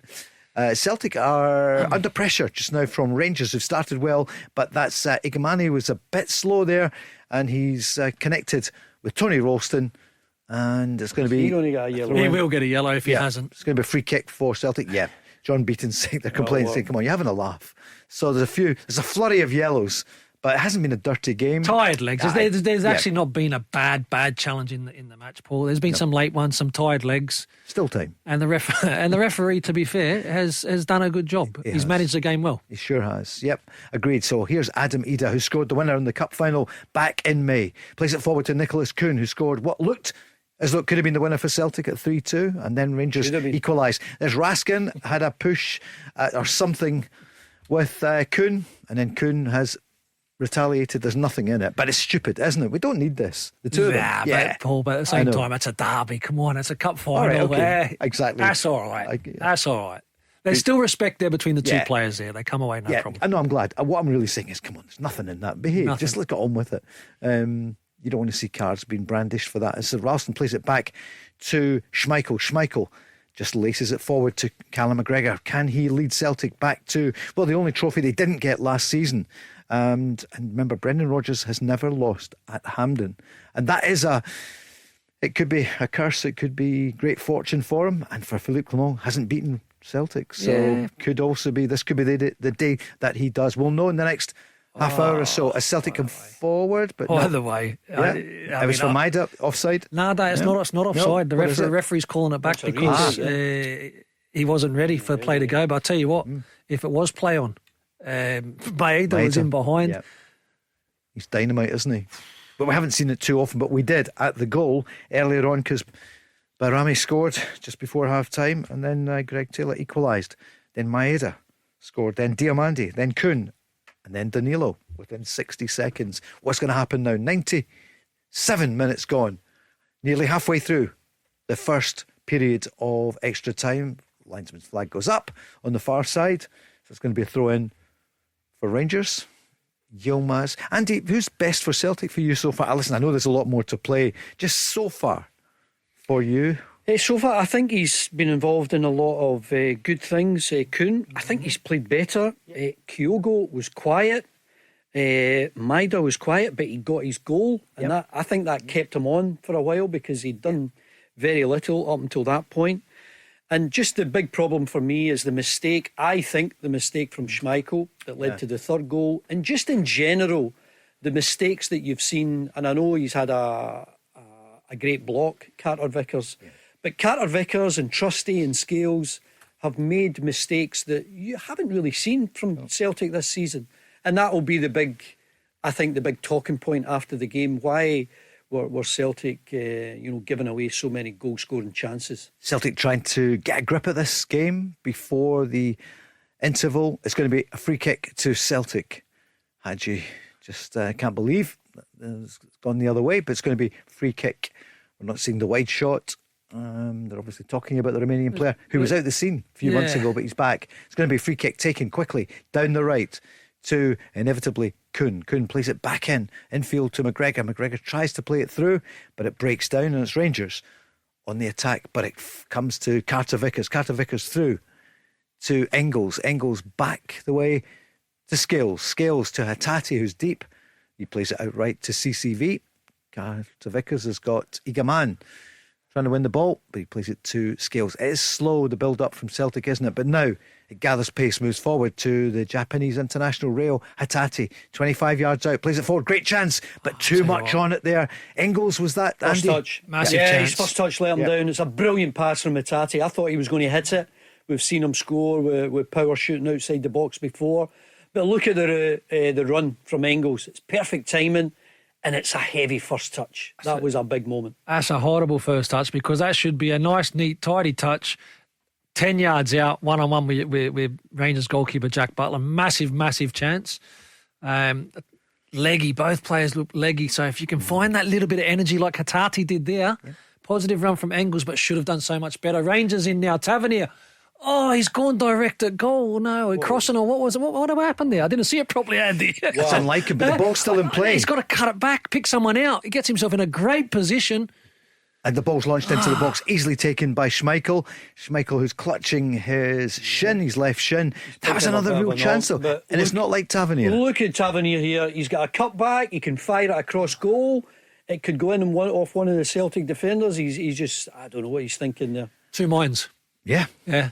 Is the headline going to be nice one, Cyril? Cyril Dessers is coming on for Egaman. Egaman he's doing that thing. I don't know if he is injured, Craig. Have you ever done that? You go, oh, my legs. So. You limp off it, all that sort of stuff. But he's put in a decent shift, Egaman. Yeah. It's not really been his type of game.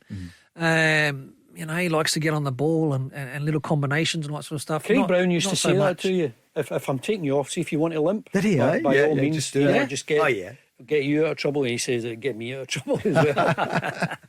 So Egamani goes off. Cyril Dessers, you just wonder. What about if Dessers comes on and scores? Well, the headline writers, what was your headline? That. Yeah, exactly. Well, it's a nice one, isn't it? Yeah. And Andy, for Celtic, who's it going to be?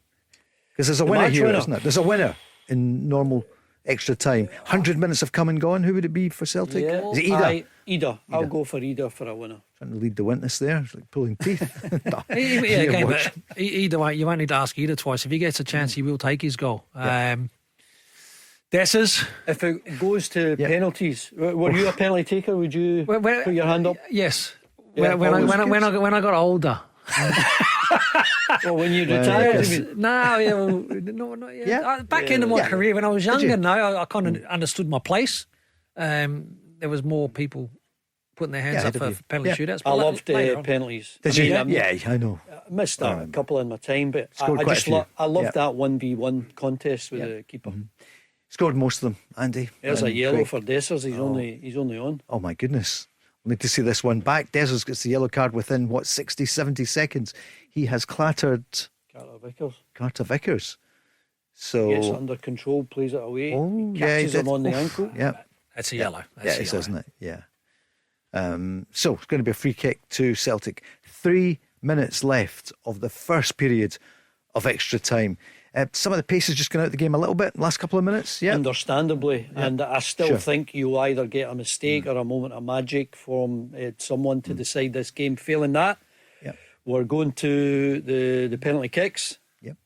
Rangers need to keep their concentration given that. Don't think Rangers have had a penalty this season. No, you're right. Celtic have had despite all the jobs. Engels has taken a few. Here comes Celtic, and for Celtic they need to try and show why they're so far ahead in the league, but they haven't shown it today. It's 3-3. Here comes Celtic down the right. Nicholas Kuhn, who scored the third, plays it back to Ralston. Ralston's going to be a corner kick, I think, or it's not. No, it's going straight out of play. That's poor, isn't it? Yeah.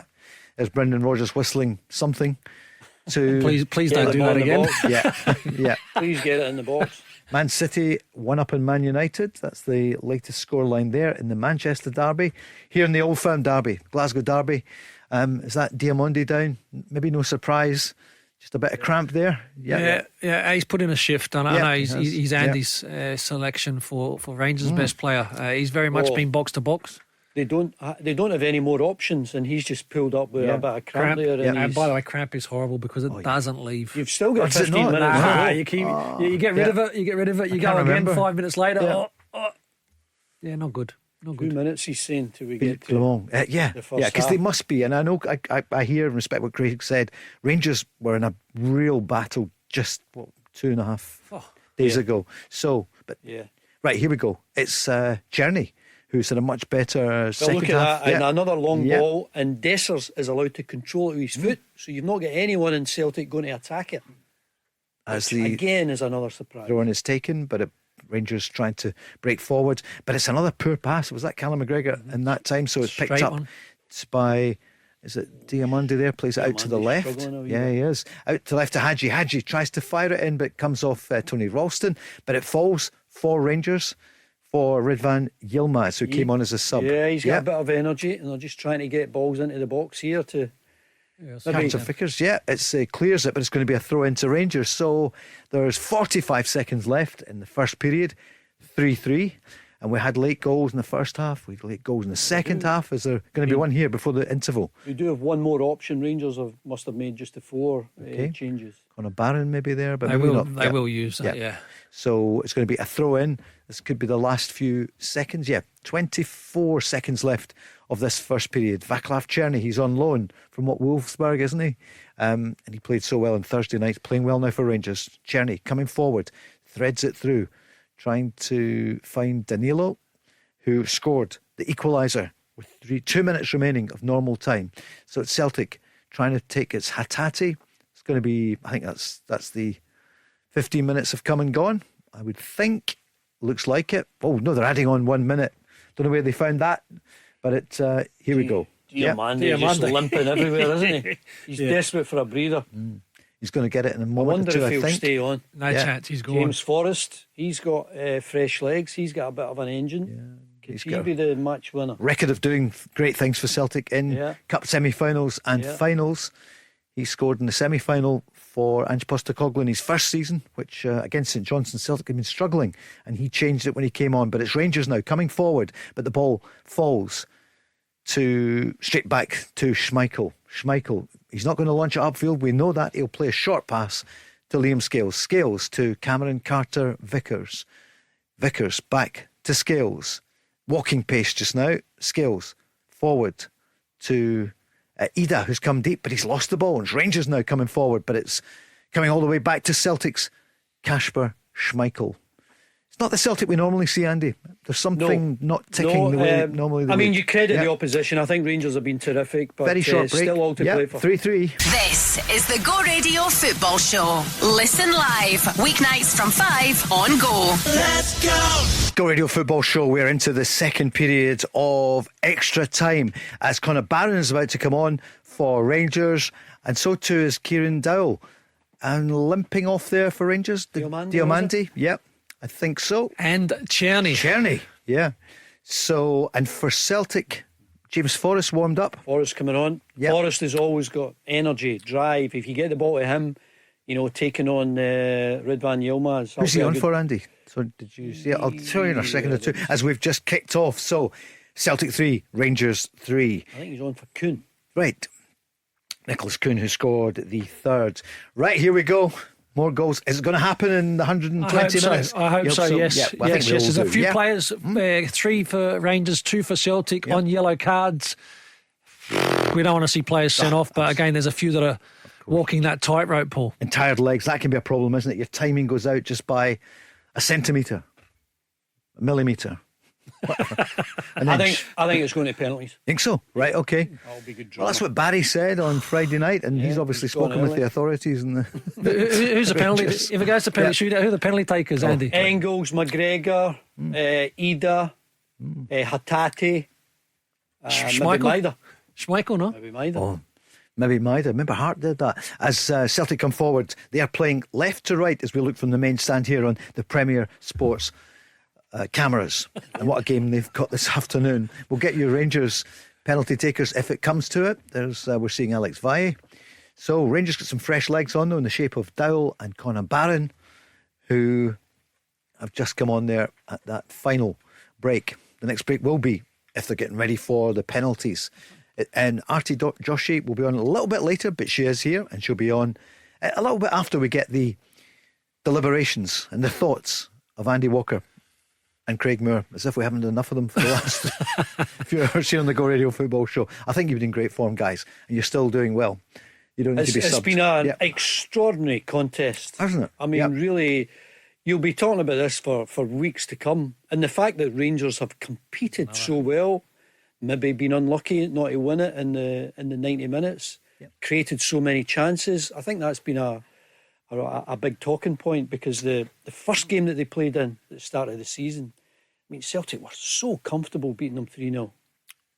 We're seeing replays there. Yellow card. Sterling got a yellow card. Handball blocks the attacking opportunity for Maeda. The cup final. So Celtic in possession. Liam Scales out to Alex Valle. Valle looks up. Has he any options? He plays it forward to Reo Hatate. Hatate looking up. He's got Callum McGregor there, but he plays it back to Scales, the Irish international defender, to the American defender, CCV, to the Scottish defender, Tony Ralston. This could go on all night. The Celtic coming forward and Rangers clear.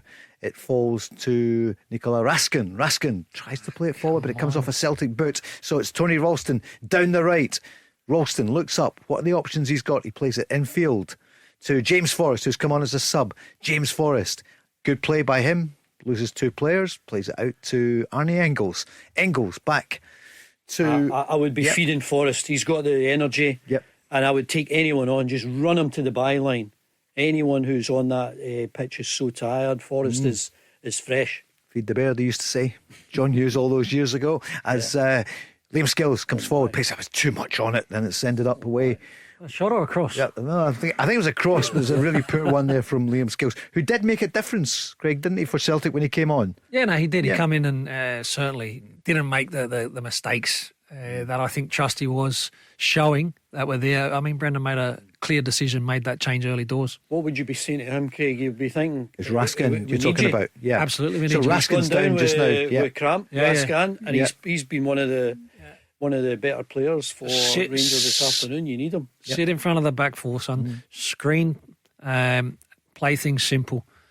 But it's hard when you get to this stage, like it says, because when you start getting cramp, and as you know, they don't go away. Yeah, you know, the next lunge that he makes, he'll cramp up again. Oof. Yep. And Rangers given everything. So too are Celtic, but Celtic, you would imagine, should have a bit more in the tank, given the fact that they played on Tuesday. Craig, what are you watching? Yep. Or Andy, you know, like the cramp and all that sort of stuff, because he's thinking this is going to penalties and I'm not taking a penalty. It could be. Right. Here's the play. Yep. We've played 109 minutes.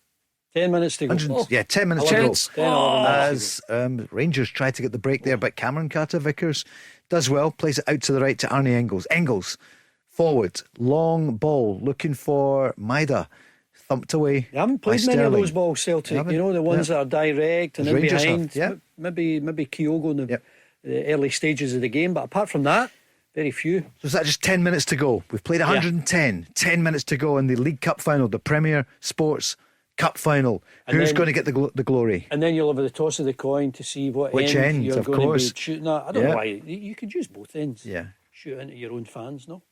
The referee would have to run up and down and is he getting cramp? It has happened. Right, Celtic coming forward down the left. Alex Valle tries a 1-2 there with Maida, but the flick doesn't come off. But it is a throw in to Celtic. Paul Cooney with the familiar tones there of Craig Moore, former Australian international, Rangers hero. Andy Walker, Scotland international striker, Celtic hero. Who is it going to be the green and white, or is it going to be the blue and white on this trophy in about 15 minutes time or so or longer if it goes to penalties. Ball's played and Ralston has gone down there, but the ball is still in play. James Forrest back to his captain Callum McGregor. He's going to stop. The referee is going to book Hadji for that challenge on Tony Ralston. Aye, but Tony, get up. Yeah, just get on with it. Get up. Yeah, you're not having it. No. Yeah, let's see it again. Yeah. Ooh. He's got it in the mush. Got it in the mush a little bit there. But Hadji, professional foul, block. Yeah. I'm not sure the referee saw it because play went on for a few seconds. Maybe attention was drawn by one of the assistants. Okay, 11 and a half minutes gone. We're at 111 minutes. There's 8.5 minutes to go as James Forrest comes down the right. Forrest back to Engels. It's a slow build up from Celtic, and it's a poor ball from Engels to Ralston, puts them under pressure. But the fresher legs there of Ralston. Exactly the fresher legs, and Celtic keeping a hold of the ball, but they certainly don't want to make a mistake here. Look at this. Vai almost loses it, but he regains it, plays it to Hatate, who's wasteful again in the turn. And Celtic losing the ball, but they regain it. Hatate forward to Maeda. Butland comes out his box. Has he? That is because has he been over the line when he clutched the ball? He looks as if he jumped. It looked as if he jumped and he's out, but then caught it in. No. Andy Walker thinks he's okay. Yeah, no, so do I. But just when he jumped, it looked as if his momentum was going to flow out. As we may be getting I think we're going to get a VAR. A replay. It's an up and under, wasn't it? He's okay. He's inside. He's okay. He's okay. It's a bit of drama on the radio, guys. Remember, people can't see it. We're depending on your eyes and ears. 1-1, 112 minutes. Again, it was a long ball from Butland, and Carter-Vickers clears it, but there's still this... There's another goal here, Andy. I feel. Another goal. No? Maybe we'll certainly get the drama if it goes to penalties. My goodness. Craig, there's a goal. And it's Celtic coming forward just now. Alex Valle down the left. He's got Tavernier there. He plays it in to Maida. It falls for...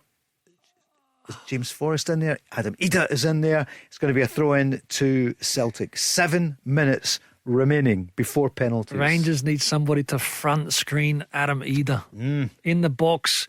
You don't want to let him pin you. It's a couple of times. Barron? Barron, just sit in. You've got to block that. Here comes, that's good play by Alex Vaya. Wee dummies. One possession, plays it into the box, but it's cleared, thumped away by a Rangers boot at the far side. And it's Rangers now trying to get on the attack, but it's going to be a throw in. No, Celtic with most of the ball, but Rangers defending well. Celtic need to keep the pressure up in the other end of the pitch, Andy, because they've been lethal at the back today against themselves. What you've seen the whole game almost, very few longer passes from Celtic. The way they play, just try and trust and count on their wide men to get in behind. That was Craig just kicking the microphone. No, it's just it was me. Celtic at the moment. They look as if they're growing into the match. 114 minutes, but the energy seems to be with Celtic at the moment. Rangers they're coming forward. Here's James Forrest bursting into the box. Forrest tries to play it through to Maida, but sorry, Craig, it was cleared there. Rangers kind of hanging on, Paul, at this moment in time. Really leggy. Substitutions trying their best, but they've been pinned back deep into their own territory. Dangers for Rangers these remaining 5 minutes. Go Radio Football Show, Paul Cooney with Craig Moore and Andy Walker. Who's going to win the derby this afternoon? Who's going to win the League Cup? There's 5 minutes, 5.5 minutes to go. It's going to be a throw-in for Celtic. It's going to be quickly taken, but Raskin trying to ensure that he slows it down. He's recovered well from his cramp. Cramp in the thigh. Here's Tony Ralston going to take the throw-in. What are the options? James Forrest, fresh legs for Celtic. He's been 14 years. He's the second most decorated Celtic player, just behind Bobby Lennox, MBE. The great buzz bomb. Oh yeah, Ayrshire, one of the finest. Andy, right, Celtic, terrible ball, even from Callum McGregor. They've lost possession. It's going to be a throw-in to Rangers. Yeah, and again, you're just seeing a bit of urging from Brendan Rodgers, just hoping that it doesn't go to penalty kicks. No one would have expected that. But I do think Celtic look as though they're more in control as we go into the last 5 minutes or so. They're certainly having more of the ball. Yeah, the manager, you could see him there saying, right, come on, the manager being Brendan Rodgers, he wants to see a bit more from his players in the last 5 minutes, Craig. Yeah, well, like now you really dig deep into the reserve tank. Then you could find that winning goal. It's that stage of the game, Paul. As Celtic come forward down the right angles, it was a loose one, but they got it. But it's been knocked out of play. It's going to be a throw-in. I'm looking at James Forrest there. Even he was limping. Yeah. I think you've only been on for a short time. You've not get cramp, surely. Get a new contract. He has been some servant for Celtic as the throw-in is taken. Remember, they've both got 118 titles, cups in their history. And whoever wins today moves ahead to 119. Celtic, Hatate, but the referee spotted something, or the linesman has. I don't think there was anything in that really, was there? But it's going to be. And the close-up shows you some of the Celtic fans. This is heading towards penalties, but could there be one more goal in it? Is there anything in that? Oh, was there a... I didn't think so, but... Both just jumping for the ball. Yeah. It's going to be a free kick to Rangers. They're not in a hurry to take it now. And you can imagine, that'd be fair, Craig. Yeah. Just take the sting out of it. At this stage, I mean, I don't know whether I've ever played for penalties, but it's as if, like, you know, Rangers, maybe let's get to as late as the 120-minute mark and then have that last swing. Yeah.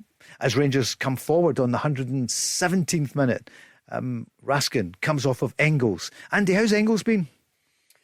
He's just been okay, nothing great. I mean, he did so well for the goal for Nicholas Kuhn that you thought, well, I thought it was the winner, but Rangers had other ideas. As Celtic come away in the shape of Maida, but no, he can't get past the Tavernier. But on a yellow. Vi does. Tavernier on a yellow, has to watch, so it's played to Engels. Engels out to James Forrest, hugging the touchline, slides it through. It's a good ball to Ralston, wins a corner for Celtic. 117.5 minutes, so I make it 2.5 minutes to go. Proper has been the one who's stayed since the start of the game. What do you think of his performance, Craig? He's done all right. He had a couple of minutes first half where they got in behind him and really showed his lack of pace. But he stood up, Andy. He stood up and he's done well. Not easy. No. Different partners throughout the game. 2 minutes to go. Corner kick to Celtic. Here's the winner. Straight from the... Okay, it's Arnie Engels. Counter attack, you mean? Here he goes. Engels plays it into the box. It's still bobbing about. It's going to be cleared by Rangers. Comes back out to James Forrest. Who's with him? He's got... cuts inside. Plays it to Maeda, who lobs it forward. Goes out of play. 90 seconds to go. It's going to be a goal kick for Rangers. The cameras go on to the two managers. Brendan Rodgers, he's never lost to a cup game at Hampden. Never lost at Hampden. It's a remarkable record, but this is one that can go either way. I think we're heading for penalties, and then it's just a matter of coin toss, concentration and making sure you hit the target. Will anyone go down the middle? Will the goalkeeper stay thinking that people will go down the middle? It's fascinating now. It's going to be a throw-in for Celtic. There's 60 seconds to go now. It was 70, it's now 60 seconds. As it's a long throw-in. Tony Ralston headed down by Proper for both managers claiming it's going to be their throw-in. I think it might be a Rangers throw-in. It is. And it's Rid van Yilmaz. Plays it forward. It's going to be a throw-in now to Celtic. And this would probably be the last phase of play, although they will add on maybe 2 minutes. So let's see. 3-3 in the Old Firm Cup Final derby, to be taken by Tony Ralston. The pace has gone out of it now, which means there'll be a goal. You realise that now that I've said that. Who said who come?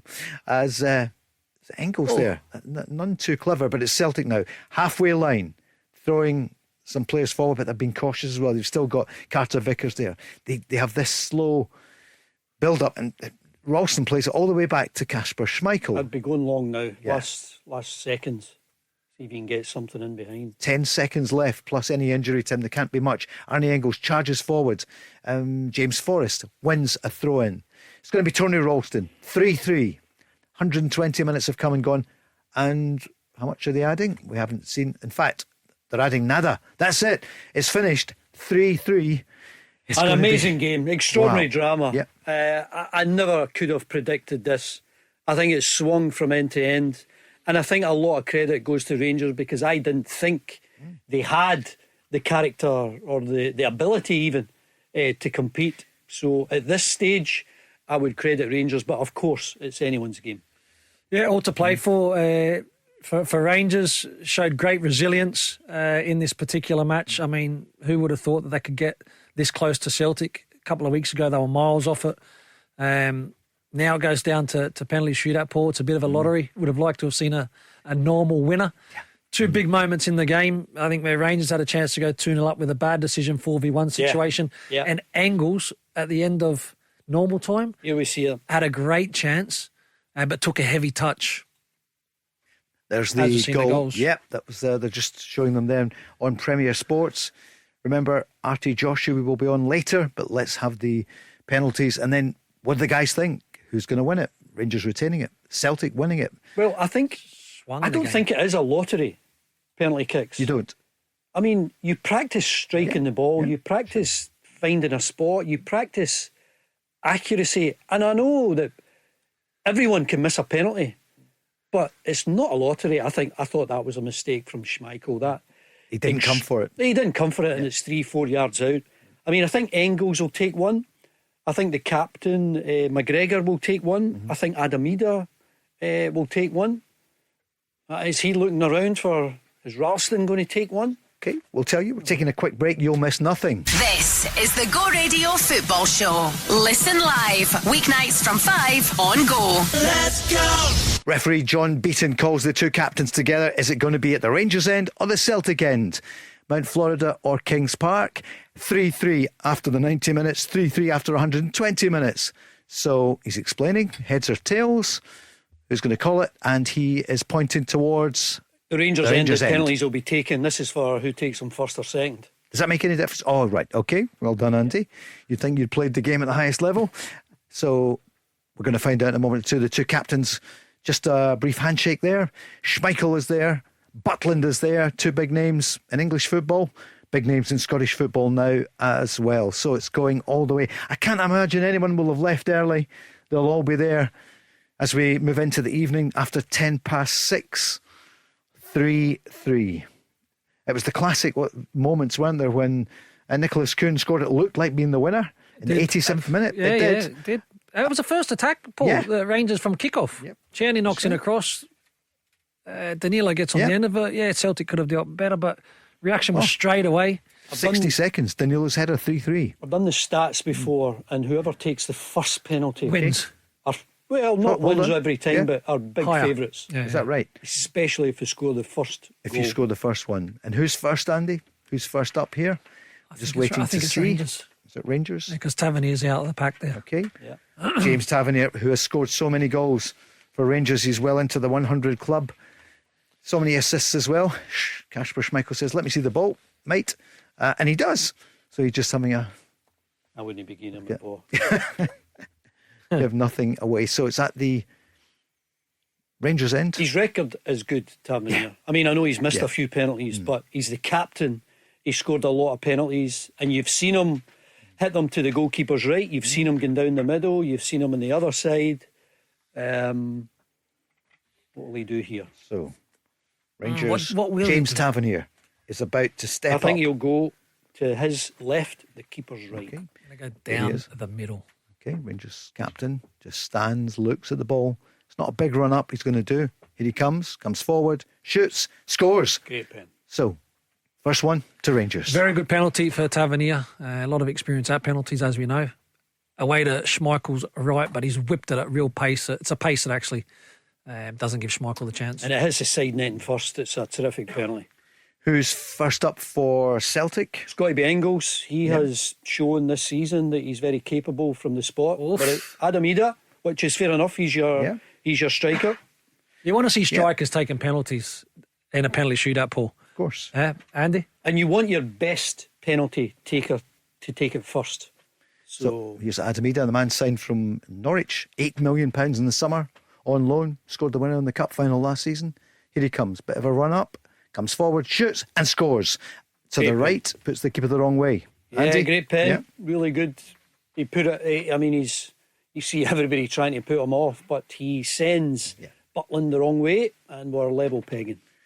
Next up, it's the man who was told, look somewhere else in the summer. His Hadji. dad, of course, what a player, Georgie Hadji. It's, Put in a top shift today as well. Hasn't he? Yeah, Yeah. he's played the full Do you think he'll strike it? 420 Or- minutes. I or think he's place gonna. it? I think he'll place place it. it. Yeah, I don't think he'll strike it. I think he'll look to maybe whip it, similar to Tav. Yanis Hadji comes forward. He looks quite confident, puts the ball down. He's played well. He has, hasn't he? Given everything. I thought he would take it with his left foot. Yeah, here he comes forward, takes it. Oh, yes, it's in. It's a goal. Very Does good. well. He sort of hesitated. Craig, what did you make of his penalty? It's in the back of the net. Yeah. Oh, he's got a bit of chat there, hasn't he, with Schmeichel? So there must have been a bit of Yeah, chat going Schmeichel on. was trying to put him off with a bit of chat, and Hadji's not having any of it. He scores. That's the main thing. Okay, so Callum It's a McGregor. good penalty because Yeah. he didn't look to see that Schmeichel's positioning at all. No.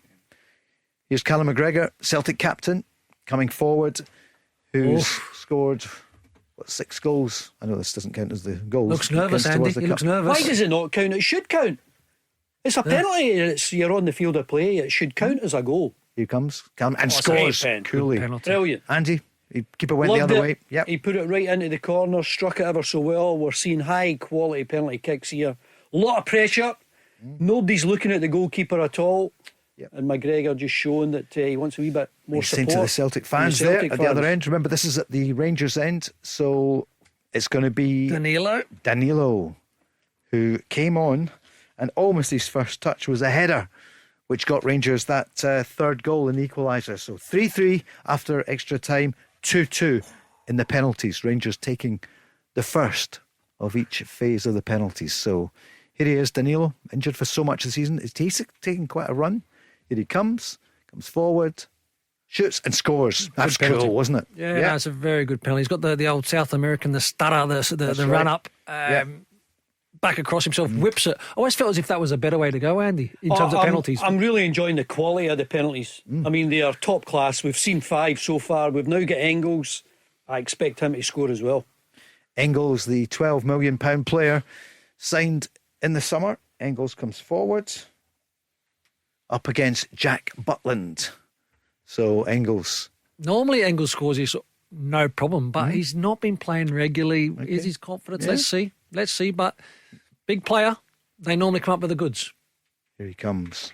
Engels comes forward, hesitates and scores though. Ben. Yeah, good. You happy, Andy? Yeah. I mean, you can see the relief in some of these players. Yeah. It is fantastic stuff. I mean, he does have a little stumble, looks at the goalkeeper, but the strike on the ball is really good. It's a game of chess. Well, it's a game of chess, isn't it? Yeah. Van Yilmaz up next. Yilmaz not normally, I don't think, would be known as a penalty taker. I think he'll look to blast this, Andy. Right. Okay. I think he'll look to go for power. Yilmaz. He can strike the ball all right. Yilmaz came on. Schmeichel doing the best just to try and put him off. Yep. So here is Yilmaz, the close-up of him in Premier Sports. Huge. So here he comes, left-footed, shoots and saved by Schmeichel. Saved it, dived to his left, kept it out. That's the big moment. That looks like the very big moment. They'll have a quick look to see that Schmeichel was definitely feet behind the line. Look, he puts it in the corner, but it's not really at any pace that's going to trouble Schmeichel. Schmeichel makes a really good save. I thought Yilmaz would have blasted it. You did. You got it wrong. He did too. This is massive to now. give Celtic the advantage. Yep, it's. They have been chasing it. They've been looking for the equaliser. Yep. Now they can go in front. Celtic would go 4-3 if Rayo Hatate scores. Hatate versus Butland comes forward, right-footed, scores. Brilliant penalty. Top penalty. 4-3 Celtic on penalties. That was a good penalty, wasn't it? Top penalty. I mean, because that's a pressure penalty. Yeah. You're now putting Celtic for a winning position. Yep. Great power. I was hoping that it wasn't going to be like that, Andy. Well, he's got to score. Penalty. Whoever's up for Rangers now, they've got to score. They have to score. Andy, if well, let's wait and see. But it's Jack Butland. Wow. But I expected to see maybe a goalkeeper taking it. Wow, we said it. Joe Hart did it end of last season, remember? Yeah. Missed. Come on, Jack. Give yourself a chance to score this one to then maybe save the next one. Jack Butland up against Kasper Schmeichel. Where's Dessers? So, yeah. Good point. So here he comes. Jack Butland forward, shoots and scores. Good penalty. So good penalty. Hardly a run-up, by the way. Yeah. No, it wasn't. Here we go. A chance to win it. So if this goes in... That's a great penalty from Butland. I mean, I'm really surprised that Dessers is not standing up. He's the striker, but it's Maida with a chance to win it for Celtic. Aye. Dyson Maida. Well, he got a goal during the game. Yep. I didn't think he was playing particularly well, but he kept on, I think, for his work rate, for his fitness, and now he's got the moment to win it for Celtic. Oh, no. So, and his family are there. Yeah, and the cameras are on them. No pressure. So here we are. The wind looked as if it was blowing the ball about a little bit there, Andy. Premier Sports final. It's all down to this. Here comes Dyson Maida, shoots and scores. Celtic have won the cup. It went to penalties. Dyson Maida. Celtic do it after 120 minutes plus penalties. Celtic take the trophy. Andy Walker. Well, it's brilliant from Maida. He's got the goal during the game. He's handled the pressure. Look at the quality of every single Celtic penalty. Absolutely magnificent. They were chasing their tail for a bit. Then Schmeichel makes the save from Van Yilmaz. And it's Dyson Maida who gets it. Oh, he's in tears, Van Yilmaz. But Celtic players are away to celebrate. What a game. What an afternoon. Craig, he was cool there. He was under so much pressure. I did look to be in that position to score the winning penalty. The big moment was the miss from Yilmaz. Schmeichel makes a save. It's unfortunate. This is the scenario that pops up in a penalty shootout. I think for Rangers, Paul, they'll take a lot out of this match because Celtic were strong favourites. They competed. They put themselves in a chance to potentially go and win the match. It's unfortunately not the case. Got to say congratulations to Celtic. I think it was a great spectacle. A cup final, plenty of goals, mistakes, competitive, not nasty. But yeah, for Rangers, they'll be disappointed, but they'll take a lot out of this in terms of being able to grow into the season. Yeah, I think so. I thought, you see a lot of Celtic supporters coming on to the track there now. Right, but I think, I didn't expect Rangers to play as well as they did, to compete as well as they did. I think there's a lot to be taken from it, and I'd be amazed to hear any Rangers supporters now who do not believe in what this team could possibly achieve and led by this manager. You're actually seeing supporters coming onto the pitch. Yeah, I think Celtic fans thought this was going away from them this afternoon. Rangers will be feeling disappointed, but they're not going to blame the manager, are they? Because Philippe Clement, I don't think so. Got the best out of his players. Yeah, and he started with an attacking intention as well. I think that Rangers supporters will be disappointed, Paul, but I think, as Andy, you touched on, I think there will be a swell of support behind the manager now in terms of the way he's turned things around. I'll come back to that in a moment to look at the warm hug there from Brendan Rodgers to Dyson Maeda, because Celtic were favourites or clear favourites, but Andy, they kind of got away with one this afternoon. Yeah, they've got it. They've won it in the end, and it wasn't even the cleanest of strikes from Dyson Maeda when you see the quality of some of the other penalties. But Schmeichel come up with a big moment, and I think Celtic will be looking at the way that they played over the 120 minutes, the amount of goals that they gave away, the amount of chances that they gave away, and that was surprising. But it's a cup final. You've only got one winner on the day. Yeah. And Celtic have done it. That's what the record books will show. Celtic 119 trophies, Rangers 118. Quite a few callers are on praising Philippe Clement. Craig, I'd have to ask you, does this help save his job? Because they've lost, but by a narrow margin. Yeah. So I do, Paul. I think, like I said, recent weeks has been an uptake in performances and results. Again, this was a big test for his team. To be competitive, and I think that again today definitely shown the disappointment will be there, and it will hurt, and it should hurt, but I think that Philippe Clement has shown that he's starting to turn the corner with this team and starting to look a lot better, and there's still work to be done, but a long way to go in the season as well. Mark's on, a big Celtic fan, saying, Andy, what's going to happen in January for Celtic, because there can be no complacency. No, and I think it'll be interesting to see what sort of level they're spending at. Unfortunately, I don't think we've got a title race. I mean, Celtic are 11 points clear of Rangers. They've already established a big enough gap. But this is a Rangers side that you could work with. This is a Rangers team I think that you could get behind. And I've listened to Barry and Craig from the start of the season, and they've slaughtered this Rangers team. But the performance this afternoon, I think, showed that they've got something to offer, but they're 11 points behind. Yeah. And you're right, in terms of the league, look, there's a lot of work to do, but I think what Rangers have done, Paul and Andy, is I think that they've now, it'll keep Celtic honest, if that makes sense, you know what I mean? Like, Rangers now have put in a performance, they've shown that, you know what, we are able to compete. That needs to continue to grow. And again, then we'll look forward to the 2nd of January Old Firm match. But I think that this type of performance and the last few weeks will keep Celtic honest as well, Andy. The record books, Andy, will show that Rangers scored first, as we know, by Rami. Then Greg Taylor made it 1-1. Dyson Maeda 4 minutes later, 2-1. And then Diamandi scored in 75 minutes. 3 minutes to go. It was Nicholas Kuhn. Great work with him and one of the subs, Engels. 3-2. 3 minutes to go. 60 seconds later, as you know, Danilo. Who are the standouts for you in your old team in Celtic?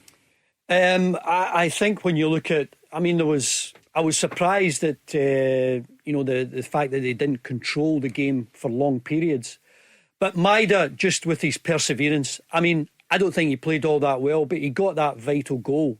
I think when you see Kuhn getting a goal, and Maeda there, just the way he handled the pressure of the penalty and the quality of penalty kicks from every Celtic player was tremendous. You saw it from Ida, from McGregor, from Engels, Hatate, and then the last one from Maeda. Gregory is on, a big Celtic fan. His words are just yes. That was tight though, wasn't it? Craig, for you, who impressed you in the Celtic team? Look, again, I don't think it was an amazing game in terms of the quality. I think it grew. It was a bit of a slow burn, Paul, right? So the chances and the mistakes created goals. Kuhn come into it for a period and looked really dangerous. Maeda worked ever so hard. Central striker Kyogo wasn't a real threat throughout the match, nor was Ida when he come on. What's he saying now? Feel he come on to that group of he's players. Pulled his players together just down by on the pitch. He's got them all together. Yep. What do you think he's saying? Yeah, well, again, I think he's going to try and make sure that the players continue to buy in what they're trying to achieve and the improvements that they have shown in recent weeks. This loss of this cup final to your biggest rival is going to hurt. It should hurt. But you know what? We need to pick ourselves up again in the morning, and we need to go again. We need to show that we can bounce back again. This is a definitely a tough one to take, Paul, to go the distance, to lose on penalties. But it's a sign of hopefully some improvement and new direction for the club moving forward, instead of the huge amounts of criticism that they've taken in recent times. We always say it's a lottery at penalties, but there's an art to it, and everyone did so well. It was just Ridvan Yilmaz whose shot was saved by Kasper Schmeichel. Tavernier scored, Ida scored, Hadji, then McGregor, Danilo, Engels. Then it was Yilmaz's moment, and Schmeichel dived to his left and saved it, punched it away. Hattati then scored, and then it was down to, well, sudden death Jack Butland scored. Yeah, Butland came forward, and then Daisen Maeda scored for Celtic. 5-4 in penalties, 3-3 after extra time. Some of the Celtic fans did spill onto the track, and they've been trying to get them back, Andy, I think. Yeah, it doesn't look as though there's any trouble, but thankfully we've not seen anything like that. But just surprising that they got on in the first place. I think there's maybe a bit of a delay in terms of the Celtic players getting the trophy. But what an extraordinary 90 minutes, then 120 minutes. But Celtic have got the job done. They are on course to get another treble. 119 trophies, Andy, against Rangers 118. We mentioned it earlier on. Will that be in their thinking tonight? No, listen, you won't find any Celtic fan unwavering in their support of the club. They've always felt as though they've been, top dogs. I think when you look at, the last 20 years or so, Celtic's level of success has been extraordinary. Yeah, messages have gone up. Could all fans please go back to their seats so that the trophy presentation can happen? So let's hope that they get back where they should be, behind the barriers there, and allow their heroes to collect the trophy. I think the Rangers players are still out there, Craig. I mean, listen, would you like to think so? Yeah. Wow. But what happens after is to go back to Ibrox anyway, isn't it? And Celtic would go back, I would imagine. If I'm going back to Ibrox now, Celtic are going back, and there will be a party, and as that would have been the same if Rangers were winning. But when you're unfortunately on the losing side, you're going back and you're picking your card up and you're going home. Yeah. It's must a be sore hard one. to sleep it's either way, isn't it? Because the game must be going through your head. Adrenaline's still pumping. I always found it very hard and to sleep after games anyway. It was always very, very late. But look, again, it was a good cup final. You want to see goals. I think you want to see that entertainment. Unfortunately, when you go to penalty shootout, there is only one winner.